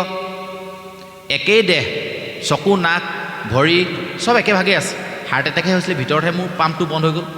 শৰীৰটো একেভাগে আছে, কিন্তু ভিতৰত এটা বস্তু নাই, যাৰ কাৰণে মানুহগৰাকী এতিয়া সেই দেহটোলৈকে ভয় কৰিছে যিটো দেহৰ লগত যোৱাকালি একেখন বিচনাতে শুইছিলে, হয় নাই? ভাজ্যা বিভ্ৰন্তি তস্মিন কায়ে, সেইটো দেহালৈকে ভয় কৰিব যেতিয়া আত্মা বোলা বস্তুটো দেহত সোমাই নাথাকিব। এতিয়া সেই আত্মাক দুখ দি যিজনে কথা কৈছে সেইজনে যিমান পৰি সেৱা কৰি থাকক একেখন থালিতে ভকতকো কুকুৰকো ভাত দিয়া নিচিনা কথাই হ'ব। সেইকাৰণে কৈছে সমস্ত ভূততে ব্যাপী আছো মই হৰি, সমস্তকে মানিবা তুমি বিষ্ণু বুদ্ধি কৰি। সেইকাৰণে আমাৰ দেহ সেইদিনালৈকে চৈতন্য হৈ থাকিব। সেইকাৰণে দেহকহে কৈছে যে এই ভাজ্যা, দেহ হ'ল ভাজ্যা, আত্মা হ'ল স্বামী। এতিয়া যিটো গৃহবাস ভাজ্যাৰেহে দাস, এতিয়া আত্মাটোৱে বিচৰা নাছিলে যে তুমি কেইপেকমান খাই আহাগে যোৱা, কিন্তু জিভাখনে নেমানে, মনটোৱে নেমানে। জিভাখন দেহটো নহয় জানো ভাজ্যা, জিভাখনে কৰিলে খাই দিয়া, জিভাখনে খাই দিলে, গতিকে আত্মাটোৱে কষ্ট পালে। তাৰমানে আত্মাটো যদি জিভাখনৰ মতে চলে তেতিয়া সেইটো ভাজ্যাৰ দাস হ'ল। স্বামী, আত্মা নামৰ স্বামীজন ভাজ্যাৰ দাস হ'ল। চকুকেইটাই বেয়া বস্তু চাইহে বেছি ভাল পায়, কিন্তু আত্মাটোৱে সেইটো ভাল বুলি ভবা নাই। আত্মাৰ চৰিত্ৰটো তেনেকুৱা নহয়। আত্মাৰ মতা মাইকী নাই, আত্মাৰ কাৰণে কোলা বগা নাই, আত্মাৰ কাৰণে ধনী দুখীয়া নাই, আত্মা সকলোৰে সমান। পৰুৱাটোৰ আগত যিটো আত্মা সোমাইছে হাতীটোতো একেটাই আছে। সেইকাৰণে গুৰুজনাই বৰগীতত লিখিছে, ইৰামিষ স্বৰূপে হৰি হব ঘতে বৈঠ,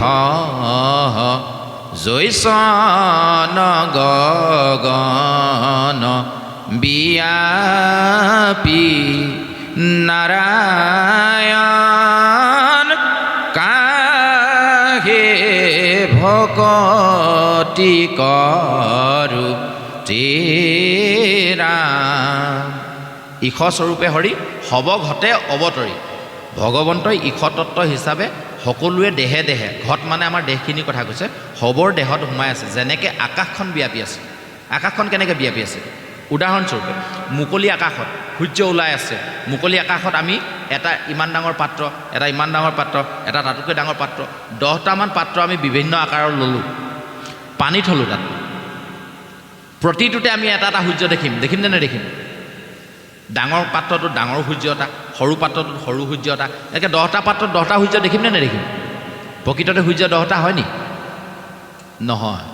সেইটো যেনেকৈ আমাৰ 10টা ঘাটত বেলেগে বেলেগে দেখিলোঁ, ভগৱন্ত আত্মা ঈশ্বৰ এজনেই, কিন্তু দেহ অনুসৰি তাৰমানে পাত্ৰ অনুসৰি বেলেগে বেলেগে সোমাই আছে। সেই ঈশতত্ত্ব, যেতিয়ালৈকে ঈশতত্ত্ব আমাৰ দেহত সোমাই নাথাকিব তেতিয়ালৈকে আমি স্ত্ৰী লিখিব নোৱাৰোঁ। আমি আগতো কৈছোঁ এই কথাষাৰ যে তালব্য হ, আমি তেতিয়ালৈকে এটা হ যেতিয়ালৈকে ৰমন নহ'ব, তালব্য হয় ৰয় শ্ৰ, ৰমন নহ'ব। কি ৰমন নহ'ব?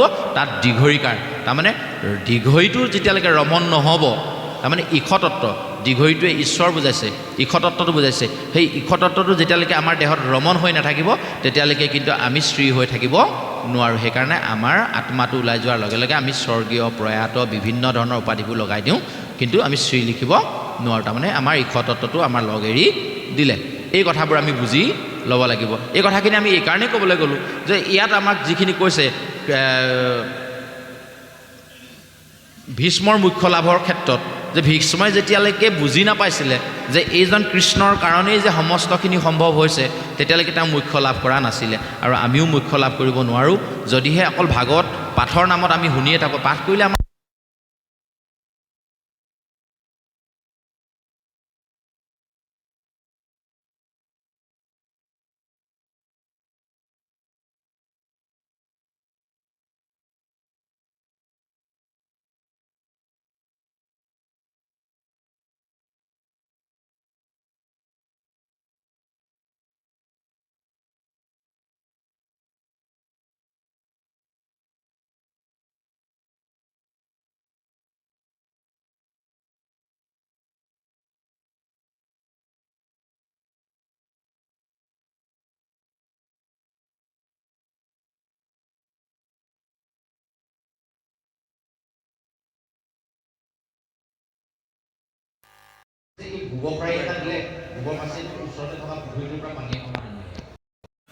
এওঁ উত্তৰটো পোৱাৰ ক্ষেত্ৰত ভাগৱত পাঠ কৰিলে লাভনো কি হয়? অখণ্ড ভাগৱতত এই উত্তৰটো পোৱাৰ আশাৰে পানী আনিব পাৰিম নোৱাৰিম নাভাবিলে আৰু গোবৰ খৰাহিটো পানী আনিবলৈ আৰম্ভ কৰি দিলে পানীখিনি তোলেহে গোবৰ খৰাহিত পৰা পানী আনিব পাৰে নি তুলিবলৈ লওঁতে শেষ হৈ যায় আনি তেওঁৰ ওচৰত নাপায় কেইবাবাৰো কৰাৰ পিছত বেচেৰাজন ভাগৰি গ'ল আৰু তেতিয়া মহন্ত বাপে ক'লে হ'ব আৰু দিয়ক নালাগে আৰু বোলে ময়ো সেইটোকে ক'ম বুলিছিলোঁ উত্তৰ নাপালেও নাই আৰু মোৰ আৰু নোৱাৰোঁ গোবৰ খৰাহিত পানী নাহে বোলে নহয় ঠিক আছে গোবৰ খৰাহিটোত যেতিয়া তুমি প্ৰথম পানী আনিবলৈ দিছিলোঁ মন কৰিছিলানে বোলে কৰিছিলোঁ গোবৰ জাবৰ লাগি লেতেৰা হৈছিলে বোলে এতিয়া চোৱাচোন এতিয়া ভালেমানখিনি পৰিষ্কাৰ হ'ল কাৰণ কেইবাবাৰো জুবিয়াই মেলি আনিবলৈ চেষ্টা কৰি জুবিয়া বুলি আনিব গৈছে এই চেষ্টা কৰি থাকোঁতে যদিও বা তেওঁ নজনাকৈ চেষ্টা কৰিলে কিন্তু গোবৰ জাবৰ অলপ নাইকিয়া হৈ গ'ল ঠিক তেনেধৰণে ভগৱন্তৰ গৃহলৈ আহিলে আমাৰ অন্য একো লাভ নহ'লেও ভগৱন্তৰ কথা যদি এক মনে অকণমান সময়ো শুনো তেতিয়াহ'লে আমাৰ মগজুৰ গোবৰ অলপ হ'লেও চফা হ'ব এইটো হয় কিন্তু যেতিয়া আমি জানি শুনি ল'ম তেতিয়া কিন্তু আমাৰ উপকাৰ হ'বই হ'ব সেইকাৰণে প্ৰথমে আমি নিৰ্গুণ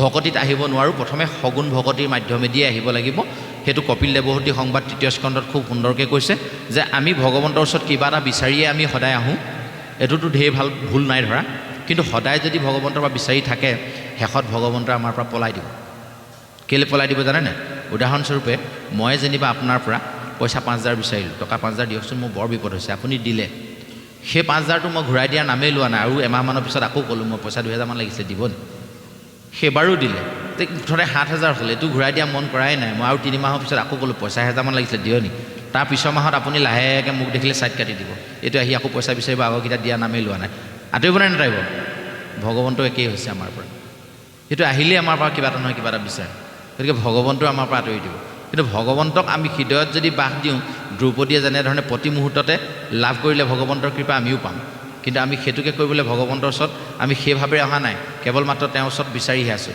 কিন্তু তাতোতকৈ ডাঙৰ কথাটো কি জানেনে যিজনৰ ওচৰত বিচাৰোঁ সেইজনক আমি আকৌ বৰ অন্যায় কৰোঁ কেনেকৈ জানে ভগৱন্তক আমি সদায় অন্যায় কৰোঁ কেনেকৈ কৰোঁ আমি অকণমান উদাহৰণ দি সাধু কথা দি বুজোঁ সাধু কথা দি বুজিলে ভাল লাগে এতিয়া ধৰি ল'লোঁ আপোনালোকে যিমানবোৰ নিজৰ নিজৰ ঘৰৰ মুৰব্বী আছে যিয়ে ঘৰখনৰ কাৰণে উপাৰ্জন কৰি আছে চবেই নিজৰ গাত কথাটো লগাই ল'ব মই নিজৰ গাত লগাই লৈছোঁ মই যেনিবা ঘৰখনৰ কাৰণে উপাৰ্জন কৰি আছোঁ মা দেউতা সন্তান এটি আছে আমাৰ পৰিবাৰ গোটেইকেইটিৰ কাৰণে ময়ে উপাৰ্জন কৰিছোঁ উপাৰ্জনৰ একমাত্ৰ স্থল ময়ে এদিন মই কামৰ পৰা ঘূৰি আহিছোঁ ঘৰত মায়েও নামাতে দেউতায়েও নামাতে ল'ৰাটোক সুধিলেও পায় কি হ'লো মা দেউতা আজি কিবা লাগিলে নি সিও নামাতে লাহেকৈ আঁতৰি গ'ল মানুহগৰাকী চলকৈ হেৰা কি হ'লো ল'ৰাটোক সুধিলোঁ সিও নক'লে মা দেউতাক মাতিলোঁ তেওঁলোকেও নামাতিলে কি হ'ল কিবা দুখ লগালোঁ নি মই তেওঁ লাহেকৈ আঁতৰি গুচি গ'ল কেনেকুৱা লাগিব নিজৰ গাত লগাই লওক কথাটো প্ৰত্যেকে নিজৰ গাত লগাই লওক তাৰপাছত যি হ'ল হ'ল আৰু সন্ধিয়া সময়ত মানে গোটেইখন খাই বৈ শুলে খালেও খাবি নাখালেও নাই মোক বাঢ়ি দিলে কোনেও মাতাও নাই খাবলৈ মন যাব জানো মই হ'লে নোৱাৰিম আপোনালোকে পাৰিব নোৱাৰিম নে জানো তাৰপিছত চবেই গৈ বিচনা ল'লে চবেই শুলে তো মোৰ শুব নোৱাৰিছোঁ তাৰমানে মই বাহিৰত আহি কান্দিব লাগিব সঁচা কথা কৈছোঁ চিঞৰি চিঞৰি কান্দিছোঁ কি হ'ল মই ক'ত দুখ লগালোঁ ক'লেওতো হয় ন দুখটো যদি মই এইটোৱে ভুল কৰিছোঁ বুলি কয় মইতো ক্ষমা খুজিম ন কিন্তু কোৱাও নাই পিছদিনা ৰাতিপুৱালে আৰু ৰাজবোৰ উঠিছে লৰালৈকে মই ল'ৰাটো অওঁতো কালি কি হৈছিল নামাতে লাহেকৈ ব্ৰাছডাল লৈ সি আঁতৰি গুচি গ'ল মানুহগৰাকী সুধিলোঁ কি হ'ল হয় তেওঁ নামাতে আঁতৰি গুচি গ'ল এদিন দুদিন 3 দিন এসপ্তাহ আপোনালোকে নিজক সোধক এতিয়া কিমান দিন থাকিব পাৰিব সেইখন ঘৰত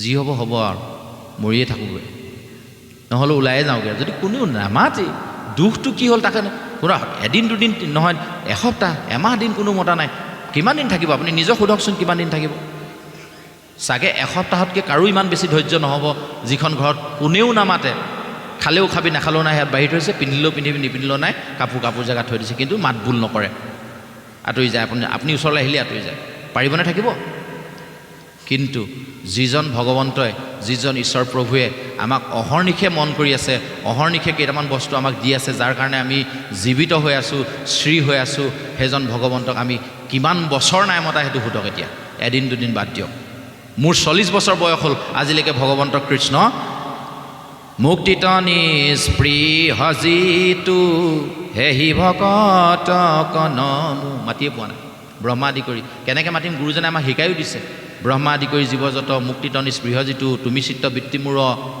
কিমতে ভকতি কৰিব তোমাত ইমান সুন্দৰকৈ গুৰুজনে প্ৰাৰ্থনা লিখি আমাক ঘোষা হিচাপে দি থৈ গ'ল তাৰ পাছতো আজি তাৰিখত মই মোৰ 20 বছৰীয়া জীৱনটোত ভগৱন্তক এদিনো মতাই নাই তেওঁ মোৰ ঘৰত কেলেই থাকিব বাৰু কওকচোন তাৰ পাছতো আমি ভগৱন্তক কওঁ যে মোৰ ল'ৰাটোৰ পৰীক্ষা আছে অকণমান চকু মেলি চাবা আমি মানুহেই নে নিজে থাকিবৰ কাৰণে টাইলছ লগোৱা ৰুম, 14 ফুটীয়া ৰুমটোত ঠেক হয় আজিকালি, বিচনাখনেই 6 ফুট 8 ফুট, গতিকে 20 ফুটমানৰ ৰুম এটা হ'ব লাগিব শোৱা ৰুমটো। ডাইনিং ৰুমটো তাতকৈ ধুনীয়া হ'ব লাগিব। অতিথি আহিব গুৱাহাটীৰ পৰা, অতিথি আহিব মৃত্যুৰ মানুহবোৰ লখিমপুৰৰ ধনী ধনী মানুহ, ডাইনিং ৰুমটো ধুনীয়া হ'ব লাগিব, ঘৰটো ধুনীয়া হ'ব লাগিব। এনেধৰণে আমি সজাই মেলি ল'লোঁ। খোৱা ৰুমত মই থকা ৰুমটো একদম চিকচাক চফা হৈ থাকিব লাগিব, হয়নে নহয়? খোৱা টেবুল একদম ধুনীয়া হৈ থাকিব লাগিব। এনেধৰণে ঘৰটো বনাই ল'লোঁ আৰু ভগৱন্তক থাকিবলৈ ছায়া এডোখৰো নিদিলোঁ। দিলোঁ ভাটৌচৰ চুকত। আমাৰ ফালে বহুত মানুহৰ আছে এতিয়াও, যিজন ভগৱন্তই 2 মহলীয়া ঘৰটো বনাব পৰাকৈ মোক শকতি দিলে, সেইজন ভগৱন্ত থাকিবৰ কাৰণে জেগাডোখৰ কিন্তু মই ভাটৌচৰ চুকতহে দিলোঁ, পাকঘৰৰ চুকত, য'ত মাছ মাংসকে আদি কৰি সকলো ৰান্ধোঁ, মাত্ৰ বগা কাপোৰখন আঁৰ দি ভগৱন্তক সেইফালে থৈ দিওঁ।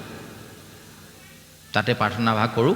কৰি আখলটো সামৰালৈকে বাৰু ঠিকেই আছে। আখল সামৰি যেতিয়া আমি পাকঘৰ সামৰি যেতিয়া আমি শুবলৈ গ'লোঁ, সেই সময়ত সেইডোখৰত কাৰবাস, পঁইতাচোৰা, নিগনি, হয়নে নহয়, জেঠী, এইবিলাকৰ উপদ্ৰৱত ভগৱন্তক একাষৰীয়াকৈ থৈ মই কিন্তু খুব ধুনীয়া 1 নম্বৰ তিতাচপা কাঠেৰে বনোৱা পালেংখনত টাইলছ লগোৱা ৰুমটোত শুই থাকিলোঁ আৰু ভগৱন্তক থলোঁ তাত। আৰু পিছদিনা তেওঁকে ক'লোঁ, প্ৰভু আৰু অকণমান কৃপা কৰিবা, মোক টকা 2 লাখ মান লাগে। মানুহ নি আমি কেলৈ কৰিছোঁ এনেকুৱা ভুলবোৰ? এনেকুৱা ভুল কৰাৰ পাছতো 7 দিনীয়া অখণ্ড ভাগৱতত মই চাকি জ্বলাই হাতো দিনে সেৱা কৰিম, ভগৱন্তই চকু মেলি চাবনে? সেইকাৰণে আমি কৃপাৰ পাত্ৰ হোৱা নাই। আকৌ উঠি অহা প্ৰজন্মক কৈছোঁ, অনাগত দিনত যদি আমাৰ ঘৰটো 2 মহলীয়া আছে, ভগৱন্তৰ ঘৰটো তাতকৈ বেছি মহলীয়া কৰি দিয়ক। ভগৱন্তৰ ঘৰটো তাতকৈ ধুনীয়াকৈ কৰক। কেলৈ কৈছোঁ? লাগিলে সি সৰুৱে হওক জেগাডোখৰ, নালাগে নহয় ভগৱন্ত অকলে থাকিব তাত। ইমান ডাঙৰ জেগা তেওঁ নাই বিচৰা আমাৰ পৰা, কিন্তু যিডোখৰ জেগা থাকে সেই জেগাডোখৰ পবিত্ৰ অন্তত কৰি লওঁ। তাৰমানে মই কথাটো এইটো কৈছোঁ যে ভগৱন্ত বুলি যে এই বান্ময় মূৰ্তিয়ে ভাগি প্ৰতিষ্ঠিত হৈ আছে, এটা আছেনো কি? ঠিক তেনেধৰণে আমাৰ দেহ নামৰ ঘৰখনত ভগৱন্ত আত্মাৰূপে যে সোমাই আছে, যে গোটেই দেহটো যিমান লেতেৰা হৈ থাকিব আত্মাটো সিমান কষ্ট পাব। গতিকে আমি দেহটো চফা কৰি ৰাখিব লাগিব। সেইকাৰণে ভাজ্যাৰ দাস হ'বলৈ দিব নালাগিব। মানে এই দেহ ভাজ্যাৰ দাস যদি হৈ যায় আত্মাটো, তেতিয়াহ'লে বৰ কষ্ট পাব। আমাৰ দেহটোৱে আত্মাটোক নচুৱাই ফুৰিব। চন্দন কোঁৱৰ বাপজনাই বৰ ধুনীয়াকৈ কয় যে কলিক স্থান দিয়া কথাটো অলপ পিছত ওলাব, বৰ দীঘলীয়া হ'ব চাগে, তথাপিও ৰাইজে যথেষ্ট মনোযোগেৰে কথাখিনি শুনাৰ কাৰণে আমি ভালো লাগিছে বাৰু, কথাখিনি ক'বলৈও মন গৈছে। কিন্তু পাঠকে হ'বও কষ্ট পাব, যথেষ্ট কষ্ট কৰি ৰাতিপুৱাৰ পৰা ইমান দিশলৈকে অনুষ্ঠান ভাগ আগবঢ়াইছে। আমি যদি গোটেই সময়খিনি লৈ লওঁ বেয়া লাগিব। আমি 7 বজাৰ পৰা আৰম্ভ কৰিছিলোঁ, 7:30 হ'ল, 1.5 ঘণ্টামান গ'লেই। কেতিয়া পাৰ হৈ গৈছে গমেই নাপালোঁ। তথাপি ক'বলগীয়া বহুতেই থাকি গ'ল। ইয়াতে আপোনাৰ পৰীক্ষিতৰ কথাখিনি থাকিলে, তো ইমানখিনিলে আমি আগবাঢ়িবলৈ ইমান অসুবিধা হ'ব। তথাপিও কৈছোঁ যে ভগৱন্তক অৱহেলা কৰি আকৌ আমি ভগৱন্তকে যেতিয়া আমি কিবাকিবি বিচাৰি থাকিম, তেতিয়া ভগৱন্তই কোনো কাৰণে আমাক লগ নিদিয়েটো নিশ্চিত থাকক। গতিকে ভগৱন্তক আমি সেই জেগালৈ আনিব লাগিব, য'ত যেনেধৰণে আমি থাকোঁ তেনেধৰণে তেওঁকো ৰাখিব পাৰিব লাগিব। মানে চাফ চিকুণতাৰ মাজত ভগৱন্তক ৰাখিবৰ কাৰণে সৰুকৈ নামগৃহ এভাগ সকলোৱে আমি বনাওঁ আহক। নামগৃহ যাৰ ঘৰত নাই সেই ঘৰত ভগৱন্ত নাথাকে, তাত কলিৰ বাঁহ হ'ব। এইটো চিধাচিধি কথা। জৈত কৰে শ্ৰৱণ কীৰ্তন কেশৱৰ, নচাপবি পাপী সিটো গৃহস্থ ওচৰ বুলি পৰীক্ষিতক আশ্ৰয় দিওঁতেই, মানে কলিক আশ্ৰয় দিওঁতেই পৰীক্ষিতে কৈছে, পৰীক্ষিতৰ কলি নিগ্ৰহ বুলি যিটো আমাৰ অধ্যায় ইতিমধ্যে পঢ়ি গ'ল, সেই অধ্যায়টোত আমাক ওলাই গ'ল কথাখিনি। মই অকণমান ভৰিটো নেঙা কৰি লওঁ দেই, অকণমান কষ্ট পাইছোঁ। কৃষ্ণ। এতিয়া কথাটো হৈ গ'ল কি, এইখিনি কথা আমাৰ পাৰ হৈ গ'ল। গতিকে এই কলি বোলা বস্তুটো আমাৰ ঘৰত আমি যদি স্থান দি ৰাখোঁ, তেতিয়াহ'লে আমি যিমানেই আমি মানে ভগৱন্তৰ ওচৰলৈ আহি থাকোঁ লাগে, আমাৰ কেতিয়াও ভগৱন্তৰ আমাৰ কৃপা আমি পাব নোৱাৰোঁ। এই চন্দন কোঁৱৰৰ কথাটো কৈছোঁ যে ড্ৰিংকৰ কথাটো, যে আমি কিছুমান বস্তু এনেকুৱাকৈ খাওঁ যিখিনি খাব নোৱাৰি, পিছত ল'ব নোৱাৰি, আত্মাই কষ্ট পায়। গতিকে আত্মাটোক আমি তেনেধৰণে কষ্ট কৰোঁ, কষ্ট দিওঁ আচলতে। যে এই মানে এটা জেগাত কলিক ক'ত স্থান দিছে চাব দেই। ইয়াত কলি কথাটো ওলালে কাৰণে কৈয়ে দিছোঁ, আৰু মাজত অকণমান খেলি মেলি হৈছে, ইটো কথা আগবাঢ়িছে ইটো কথা পিছ পৰিছে। মানে এনেকুৱা হয় যে এনেকুৱা অনুষ্ঠানত আমাৰ বিশেষকৈ একেবাৰে ঘৰুৱা অনুষ্ঠান এভাগ, আমাৰ একেবাৰে কাষৰে অনুষ্ঠান, আমাৰ অঞ্চলটোৰ গোটেই যুৱ প্ৰজন্মখিনিক যেন একেদিনে ধৰি গোটেই কথাখিনি বুজাই দিম, আহচোন আমি এইটো পথেৰে যাওঁ, যিটো পথেৰে গ'লে অন্ততঃ আমাৰ উঠি অহা প্ৰজন্মটো শুদ্ধ হ'ব। কাৰণ কেলৈ আজি তাৰিখটো এনেকুৱা এটা পৰিৱেশ আহি পৰিছে, য'ত 60 বছৰীয়া বয়সৰ মানুহজনৰ লগত 16 বছৰীয়া ছোৱালীজনী আপুনি ইয়াৰ পৰা গুৱাহাটীলৈ পঠিয়াই দিবলৈ নিশ্চিত মনে নোৱাৰিব। কিন্তু এটা দিন আছিল য'ত আপুনি 16 বছৰীয়া ল'ৰাটোৰ লগত 16 বছৰীয়া ছোৱালীজনী গুৱাহাটীলৈ গৈ দুদিন যদি থাকি আহে তেতিয়া পৰিৱেশ ইমান বেয়া নাছিল যে তেওঁলোকে খুব ধুনীয়াকৈ ঘূৰি আহিব পাৰিছিল। আজিৰ তাৰিখত আপুনি শান্তিৰে এসাঁজ খাব নোৱাৰে 60 বছৰীয়া বয়সৰ মানুহজনৰ লগত 16 বছৰীয়া ছোৱালীজনী যদি আপুনি এনিশাৰ কাৰণে ক'ৰবাত ফুৰিবলৈ পঠিয়াই দিয়ে। এনেকুৱা পৰিৱেশ হোৱা নাই জানো? তাৰ কাৰণে দোষী কোন? তাৰ কাৰণে দোষী কেৱল মাত্ৰ সমাজ ব্যৱস্থা, কেৱল মাত্ৰ অন্যান্য এই প্ৰাসংগিকতাবোৰক দোষ দি থাকিলে নহ'ব। দোষী আমি জন্মতে গণ্ডগোল কৰি দিছোঁ, আমি বস্তুটো সৃষ্টি কৰাতে গণ্ডগোল কৰি দিছোঁ। আমি তেওঁলোকক কি কৰিছোঁ, যিখিনি নীতি শিক্ষা দিব লাগে তাতে গণ্ডগোল কৰি দিছোঁ। আমি ল'ৰা এটা ধনুক থানাকৈ মাত ফুটিছে, আমাৰ সমাজত এনেকুৱা কিছুমান ব্যক্তি আছে যি আহি প্ৰথমে বেয়া শব্দ এটা শিকাই দিছে, 2টা আখৰৰ এটা বেয়া শব্দ, 2টা আখৰে মাতটো ফুটিবলৈ সহজ। যেতিয়া ল'ৰাটোৱে সেই বেয়া মাতষাৰ মাতিলে আমি কেইটামানে আকৌ লগত উচতনি দিছোঁ, অ' বেনা কি মাতিছিলে আকৌ এবাৰ মাতাচোন, মৰ্টন দিম, চকলেট দিম, এনেকৈ কৈ শুনিবলৈ ভাল লাগে কাৰণে তাক শুনোৱাই অভ্যাস কৰাই দিলোঁ। 21 দিনমান যেতিয়া কণ্টিনিউ সেই শব্দটো সি মাতিবলৈ আৰম্ভ কৰিলে, 21 দিনৰ পাছত সি নকওঁ বুলিলেও তাৰ মুখত অট'মেটিকেলি সেই শব্দটো ওলাই আহিব, স্বয়ং স্বতঃস্ফূৰ্তভাৱে ওলাই আহিব। প্ৰমাণ চাবলৈ বিচাৰে যদি এটা প্ৰমাণ কৰক, ৰ'ব অভ্যাস কৰক। মই কৈ দিছোঁ চাওক, আজিৰ পৰা মোলৈ মনত পেলাব যে ভাগৱতলৈ আহিছিলোঁ যে মানুহজনে, বাকী যিমানখিনি ক'লোঁ ভাগৱতৰ কথা চব পাহৰি গ'লোঁ, এটা কথা মনত ৰাখি থৈ যাব যে নহয় এই মানুহজনে চকীত যেতিয়াই পঢ়ে তেতিয়া লগে লগে এনেকৈ ঢুলুকি বজাবলৈ আৰম্ভ কৰিবলৈ গৈছে। মই কৈছোঁ বুলি আপোনালোকে কৰি চাব, কাইলৈৰ পৰা যেতিয়াই চকীত বহিব তেতিয়াই আমাৰ ধিনখিটি খিটখিটি এনেকৈ বজাবলৈ আৰম্ভ কৰি দিব, চকীত বজাব, যেতিয়াই বহে তেতিয়াই মোলৈ মনত পেলাব সি কৈছিলে কাৰণে কৰি চাওঁ, এনেকৈ বুলি বজাব। এনেকৈ 21 দিন বজাব, 22 নম্বৰ দিনা মোক পাহৰি যাব, আপুনি এইটো নাপাহৰিব। চাব, টেষ্ট কৰি চাব হয়নে নহয় যে এই ল'ৰাটোক যে আমি মুখতে যে বেয়া শব্দটো দি দিলোঁ, 21 দিনমান যেতিয়া অভ্যাস কৰি দিলে, 22 নম্বৰ দিনত সি কোনে শিকাইছিলে সেইটো বাদ দিয়ক, তাৰ মনত সেই কথাটো আহেই। এটা বাক্য কওঁতে 3বাৰমান সি বেয়া শব্দটো ব্যৱহাৰ কৰে, তো তাৰ অভ্যাস হৈ গ'ল। এতিয়া সেই ল'ৰাটো ক্লাছ 9 পালেগৈ, 9ত পালে এদিন স্কুলৰ পৰা ঘূৰি আহোঁতে সেই যিজনে শিকাইছিলে বেয়া শব্দটো সিয়ে তাক কিবা এটা সুধিলে, সি 3বাৰমান সেই শব্দটো মাতি পিনি তাক উত্তৰটো দি দিলে। এইটো ইমান অভদ্ৰ, ইমান বেয়া কথা কয়, শিকাইছিলে কোনে? তাৰ পৰিৱৰ্তে আমি তেওঁলোকক কি শিকাব লাগিব চাওক। আমাৰ এতিয়া মূল কথাটো হৈ গ'ল কি চাওক, আমাৰ মানুহে এটা ভ্ৰান্ত ধাৰণা মনত লৈ আছে যে নামঘৰলৈ আহিলে ভকত হ'ব লাগিব, ভকত হ'লে মানে ভাগৱত পঢ়ি ফুৰিব লাগিব, সকাম খাই ফুৰিব লাগিব, এতিয়াই ভকত হ'ব, তাৰ নাই হোৱা। এই ভাৱনাটো আমাৰ আছে, ভুল সম্পূৰ্ণ ওলোটা হৈ আছে। শাস্ত্ৰত নিদৰ্শন আছে প্ৰহ্লাদ চৰিত্ৰ, প্ৰহ্লাদে 5 বছৰ ভক্তি কৰিছিলে, প্ৰহ্লাদে কেইটা সকাম খাইছিলে বুলি শাস্ত্ৰত লিখা আছে। ধ্ৰুৱই 5 বছৰ ভক্তি কৰিছিলে, ধ্ৰুৱই কেইটা সকাম খাইছিলে বুলি শাস্ত্ৰত লিখা আছে। ধ্ৰুৱই সকাম খোৱা নাই, প্ৰহ্লাদেও সকাম। কৃষ্ণ কথাটো হ'ল কি যে সকাম খাবৰ কাৰণে ভকতি কৰিব নালাগে, ভাগৱত পঢ়িব নালাগে, ভকত হ'ব নালাগে। শাস্ত্ৰ পঢ়িব লাগে কেৱল মাত্ৰ জ্ঞানৰ নিমিত্ত, শাস্ত্ৰ পঢ়িলে নহয় পণ্ডিত হ'ব নালাগে। কিন্তু আমি শিশুসকলক নামগৃহলৈ অনাৰ ক্ষেত্ৰত আমি আগভাগ ল'বই লাগিব, আধ্যাত্মিক চিন্তাৰ ফালে তেওঁলোকক নিবই লাগিব। আগতে পাঠ্যপুথিবোৰ ভাল আছিল, তাত লিখা আছিলে ঈশ্বৰ নামৰ এটা কবিতা আছিল আগত, নিচিনো তোমাক ক'ত আছা প্ৰভু, আমি অতি সৰু ল'ৰা, চিঞৰি চিঞৰি মাতিলে তোমাক নামাতা দূৰৰ পৰা, হয়নে নহয়? তাত লিখা আছিলে যিপোন বাটত চলিছে সদায় পথভ্ৰষ্ট লোক, সিপোন বাটে নিনিবা মোক, এনেকৈ বুলি আছিলে হয় নহয়? যিকোনো বাটত চলিছে তজু কৃপা পাত্ৰ লোক, সেই পথেহে নিবা মোক, এনেকৈ ধৰণে আছিলে নহয়? যে ভগৱন্তৰ কৃপাৰ পাত্ৰ থকা, কৃপা পাত্ৰ হোৱা সেইসকল ব্যক্তিৰ যি ৰাস্তাই যায় সেই ৰাস্তা দি মোক নিয়ক। এই কথাবোৰ তেতিয়াৰ পৰা আমি ক'বলৈ শিকিছিলোঁ। আজিৰ তাৰিখত সেই পাঠ্যপুথিও নাই, আমি ল'ৰা ছোৱালীকো যান্ত্ৰিক কৰি পেলালোঁ। কি কৰিলোঁ? ল'ৰা এটা এতিয়া এই মাইনা 3জনী যে ইয়াত আছে, স্কুলৰ পৰা অহাৰ লগে লগে গানৰ ক্লাছ, ডেন্সৰ ক্লাছ, আৰ্টৰ ক্লাছ, বিভিন্ন ক্লাছবোৰ আমি দিছোঁ, চাব বাৰু হয়নে নহয়? কিন্তু সেই সময়ত যদি ভকত কেইজন পালে বা মই যদি কওঁ তেওঁলোকক দেওবাৰে নামঘৰত আধ্যাত্মিক চিন্তাৰ ক্লাছ এটা দিম, লৈ আহিবচোন, বয়স নাই হোৱা এতিয়া, নহয় এতিয়া ভকত হ'ব, ক'বনে নক'ব? ভুলটো তাতে কৰি আছোঁ। আৰু ভুলটো অকল সেইটোৱে নহয়, আমিও বুজিছিলোঁ আগৰ দিনত আমাৰ দেউতাসকলে ভাগৱত পাঠ কৰে যে অকল পঢ়িব লাগে নে পঢ়ি থাকে, কি পঢ়িলে আমি বুজি নাপাওঁ। কৃষ্ণৰাম নাৰায়ণ কৰিলে গম পাওঁ বা প্ৰসাদ খাব হ'ল, তেতিয়া আমি যাওঁ, একো বুজি নাপাওঁ। তেতিয়া আমাক এই কথাবোৰ নকয়। দেউতাহঁতে দদৌহঁতে যদি সোধে, হ'ব আৰু ৰাইজে বুজি আছে, দেহতে আছে আৰু বুজি পাইছে আৰু ৰাইজে, এনেকৈ কৈ থাকে, সেইকাৰণে বুজি নাপাওঁ।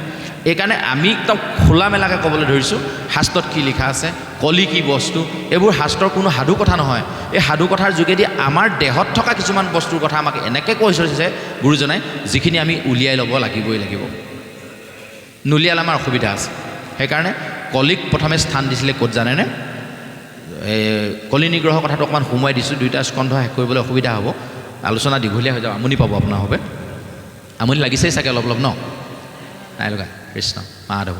তাৰমানে জ্যেষ্ঠসকলক অকণমান কষ্ট দিছোঁ, পাঠত বহি ৰৈ আছে পঢ়িবলৈ, আমি আকৌ কথা কৈ আছোঁ, সেইকাৰণেও বেয়া লাগিছে। তথাপিও আৰু কৈছোঁ আৰু অলপ, মানে কি আমি একেদিনে কওঁ নিচিনা লাগে, কৈছোঁৱেই নহয়, যে গোটেইখিনি বুজাই দিম নিচিনা লাগে যে এইখিনি বুজিলেহে যেন নৱপ্ৰজন্মৰ নামক গৃহলৈ আহিব।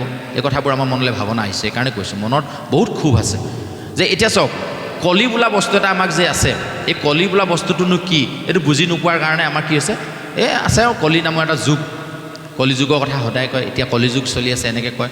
কলি বোলা এটা মানুহ আছিলে যিটোৱে এঠেঙীয়া গৰু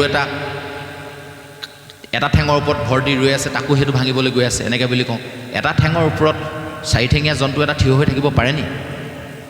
দুঠেঙীয়া জীৱ এটা ঠেং ভাঙিলে বাৰু যেনে তেনে এটা ঠেঙত ৰ'ব পাৰে, হাঁহ এটা কুকুৰা এটা দুটা ঠেং ভাঙি দিলে এটা ঠেঙত ৰ'ব পাৰে। এই চাৰিঠেঙীয়া গৰুটো এটা ঠেঙৰ ওপৰত ৰ'ব পাৰে নি? এইটো কি কথা লিখিলে শাস্ত্ৰত? আজিকালি ল'ৰাই সেইকাৰণে বুজি নাপায় কাৰণে নাহে আচলতে।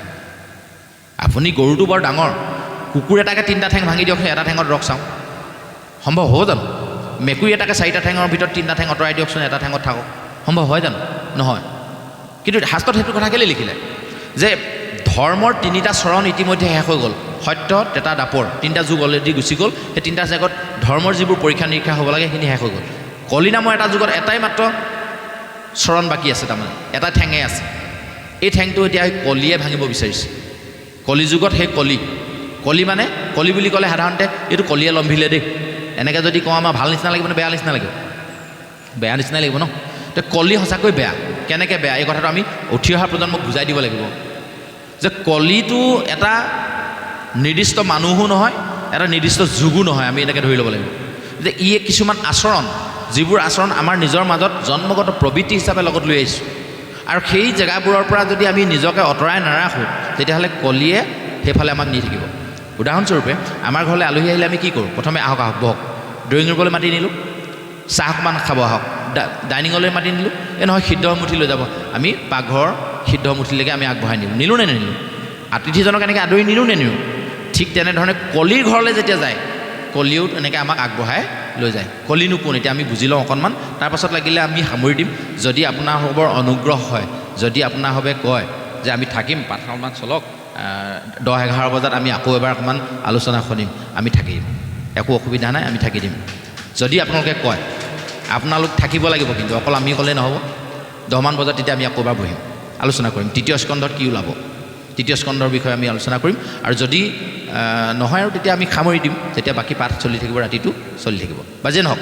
এতিয়া কথাটো হৈ গ'ল কি, এই যে কলি নামৰ যিটো চৰিত্ৰ, এই চৰিত্ৰটোত ক'ত বাস দিছে চাব দেই। প্ৰথম কলিক যেতিয়া নিগ্ৰহ কৰিবলৈ পৰীক্ষিত নামৰ ৰজাজন গ'ল, তেতিয়া এজনেই ৰজা আছিলে সমগ্ৰ পৃথিৱীত। এই ৰজাজনে শাসন কৰিছিলে, খুব ধৰ্মীয়ভাৱে শাসন কৰিছিলে। তেতিয়া এই কলিয়ে এটা ঠেঙত থকা গৰুটোক মৰিয়াই আছিলে কাৰণে তাক ওচৰলৈ খেদা মাৰি পৰীক্ষিতে গ'ল। তেতিয়া কৈছিলে যে এইখন পৃথিৱীত এনেকুৱা দুষ্কৃতিকাৰী মানুহৰ কোনো স্থান নাই, তই মোৰ ৰাজ্যৰ পৰা আঁতৰি যা, নহ'লে তোক মই শিৰচ্ছেদ কৰিম। তেতিয়া পৰীক্ষিতে কৈছিলে, হীৰাম সহাগৰা পৃথিৱীত হাৰ হবে ৰাজ, নাহিয়ে কুপুৰি মোৰ প্ৰভু তাত বাজ। এনেকৈ বুলি আৰম্ভ কৰিছে আৰু এইখিনি পঢ়ি গ'ল, পাঠকীসকলে গম পাইছে যে এই সহাগৰা পৃথিৱীখন সকলোতে পৰীক্ষিতে ৰাজ কৰিছে। ক'ত থাকিম মই এতিয়া? গতিকে মোক থাকিবলৈ জেগা আপুনিয়ে দিব লাগিব, কাৰণ আপোনাৰ সকলোতে শাসন। এতিয়া গোটেই মাটিডোখৰ যদি মোৰ, তাক যদি কওঁ ইয়াৰ পৰা ওলাই যায়, সি ক'লৈ যাব? যাবলৈ তাক জেগাডোখৰ দিব লাগিব। তেতিয়া নৃপতিয়ে মানে পৰীক্ষিতে তেওঁক স্থান দিলে। কেলৈ? ক'ত দিলে চাই লওঁ এতিয়া আমি আহক। সেই জেগাডোখৰ পৰা যদি আমি নিজক আঁতৰাই ৰাখিব পাৰোঁ তেতিয়াহ'লে কলিয়ে আমাক লম্ভিব নোৱাৰে। হীৰা নৃপতি বুলন্ত কলি ঢুক দিলোঁ স্থান, জৈত খেলে যোৱা পাখা কৰৈ মদ্যপান, স্ত্ৰী পঞ্চ শুনা গৃহস্থৰ থাকে জৈত, এই 4 স্থান দিলোঁ বঞ্চ গৈ আতৈত। প্ৰথম 4টা স্থান ক'ত দিলে এইটো বুজি ল'লে আমাৰ বহুত উপকাৰ হ'ব। বাকীবোৰতো আৰু বহুত আছে। প্ৰথম 4টা স্থান ক'ত দিলে? নৃপতি বুলন্ত কলি টোক দিলোঁ স্থান, ক'ত দিলে? জৈত খেলে যোৱা পাখা কৰে মদ্যপান, স্ত্ৰী পঞ্চশুনা গৃহস্থ, এই 4 স্থানত দিলোঁ। 4 স্থান দিলে য'ত যোৱা পাখা খেলে, যোৱা পাখাত কলি আছে। যোৱা পাখাৰ ঘৰলৈ আমি যেতিয়া সোমাই দিম, সি ক'ব আৰু এখন খেল, এইবাৰ নাপায় হাৰিলে কি হ'ব, আৰু এবাৰ খেল, ই লগাই দিব। তাৰমানে যেনেকৈ আমি চাহ অকণমান খোৱালোঁ, তামোল এখন খোৱালোঁ, গৃহস্থ আহিলে কলি ঘৰলৈ গ'লে তাৰ নিজৰ যিটো ধৰ্ম সেইটো কৰিবই ন, তাৰ গাত দুখ নাই। আমি গৈছোঁ ক'লৈ জুৱা খেলিবলৈ তাত কোন আছে কলি আছে সিটো মাতি নিবই ন প্ৰথম জাপত হাৰিলে কি হ'ব আৰু এজাপ পাবি ৰ এজাপ লগাই দে তই পাবিয়ে এনেকৈ লৈ যাব যাতে ধৰ্মৰাজ যুধিষ্ঠিৰৰ নিচিনা মানুহজনো য'ত পৰাস্ত হয় আমিবোৰ কোন য'ত ধৰ্মৰো পৰাজয় হ'ব পাৰে স্বয়ং ধৰ্মৰাজ যুধিষ্ঠিৰৰ পৰাজয় য'ত হ'ব পাৰে সেই জেগাখনলৈ যদি আমি গুচি যাওঁ আমাৰ পৰাজয়টোৱেই নিশ্চিত সেইকাৰণে তাৰ নাম জুৱা হয়নে নহয় আকৌ ক'লে মদ্যপান য'ত মদ্যপান কৰে তাত কলি আছে আমি ইয়াত মদ্যপান বন্ধ কৰিবলৈ নাই আহা এইটো যদি চিধা চিধি কৈ দিওঁ কাইলৈৰ পৰা মোক ইয়ালৈ নামাতে মই জানো আমাৰ সমাজখন তেনেকৈ চলি আছে কিন্তু সাৱধানটোতো আমি হ'ব পাৰিম যে এইখন কলিৰ ঘৰ গতিকে মই ড্ৰয়িং ৰুমৰ পৰাই উভতি মাৰোঁ ভিতৰলৈ নোসোমাওঁ এইটো যদি কৰিব পাৰিছে ঠিক আছে চন্দন কোঁৱৰৰ ভাষাত আমি বুজাব বিচাৰিছোঁ যি ডিলৈকে খায় DRINK ড্ৰিংক ডিলৈকে যদি খাই লয় তেওঁ ইমান অসুবিধা নাই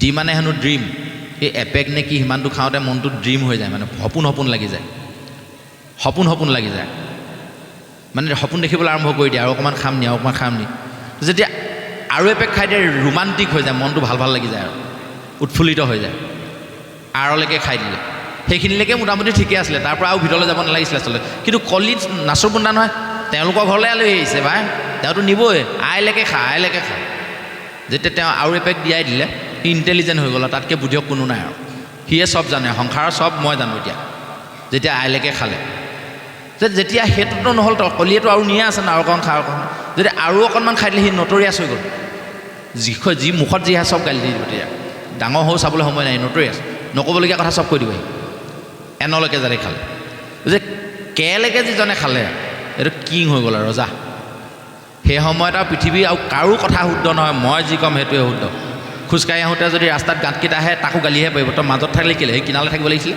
মাজলৈ আহিলি ইমানে ৰজা চবৰ ওপৰত ৰজা হৈ যায় গতিকে এই যে কলিয়ে সেনেকৈ কেলৈকে খুৱাবলৈ বিচাৰিবই কলি ঘৰলৈ আলহী গৈছে কলিয়েতো কেলৈকে খুৱাবলৈ বিচাৰিব আমাৰ ঘৰলৈ আলহী আহিছে আমি তামোলখন খুৱাই পঠিয়াবলৈ বিচাৰিম নি চাহ অকণমান খুৱাওক ইমান দিনৰ মূৰত আহিছে হৃদয়কণ লৈ যাওক নক'ম নি কলিও একেই কথা ক'তনো দিলৈকে খাই পঠিয়াব একেলগে খুৱাবলৈ বিচাৰিব কিন্তু সাৱধান মই যদি কলি ঘৰলৈ গৈছোঁ তাৰ পৰা উভতি আহিব লাগিব এই ভুলটো কৰিলে পৰীক্ষিতে কি ভুল কৰিলে তেওঁ ক'লে যে নহয় পৰিবাৰৰ বিস্তৰ নোজোৰে একো স্থান আৰু কিছু দিয়া নবাবৰটো প্ৰাণ কলিয়ে ক'লে যে নহয় মোক আৰু অলপ জেগা দিয়া এই 4ডোখৰ জেগাই মোৰ নহ'বগৈ মোৰ পৰিয়াল ঢেৰ তেতিয়া পৰীক্ষিতে কি ক'লে দিলো সুবৰ্ণত কলি সুবৰ্ণতাত বাস কৰৈ কলি অধৰ্মৰ গৃহখনতে জানতে যাহা চলি প্ৰথম কলিয়ে আকৌ ক'ত থান দিলে সুবৰ্ণত দিলে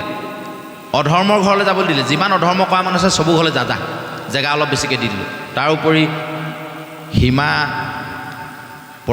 পৰনিন্দা পৰচৰ্চা এইবিলাক জেগাত কলিক স্থান দি দিলে গতিকে সেই জেগালৈ আমি যোন গৈছোঁ তেওঁলোকৰ বিপদ নিশ্চিত গতিকে সাৱধান এতিয়া পৰীক্ষিতৰ বিপদটো সেইখিনিতে হ'ল কলিক স্থান দি থৈ সুবৰ্ণত মানে সোণত সেইখিনিলৈকে ঠিকেই আছিলে প্ৰথমে সোণৰ ৰথত উঠি তেওঁ কলিক মাৰিবলৈ গৈছিলে সোণ ভৰিৰ তলত আছিলে ঠিক আছিলে যাহাই ঘৰ পালে সেই ৰাজভঁৰালত সোমাবলৈ মন গ'ল সোমোৱালৈকে ঠিকে আছিলে দেখিলে টোপোলা এটাত বহুদিন মানে টোপোলাটো বান্ধি থৈ দিয়া আছে খোলা নাই চোৱা নাই কি আছে চাওঁচোন খুলি চালে জৰাখণ্ডৰ মানে মুকুটটো দেখিলে সোণৰ মুকুটটো তাকো জৰাখণ্ডৰ মানে কি হৈছে মগজুটো কাৰ জৰাখণ্ডৰ পাপমতি যিবাৰ চিন্তা আছে সেই মগজুটোত সোমাই আছে নহয় মুকুটটোত পিন্ধি চাবলৈ মন গ'ল ইমান ধুনীয়া সোণৰ মুকুট দিলে মূৰত লগাই কলি ক'ত আছিলে সোণত ক'ত আছিলে ভৰিত তেতিয়ালৈকে ঠিকে আছিলে যেতিয়া আনি মূৰত তুলি দিলে কিহে পাই কেলৈকে খাই দিলে তাৰমানে পৰীক্ষিতেও কেলৈকে খালে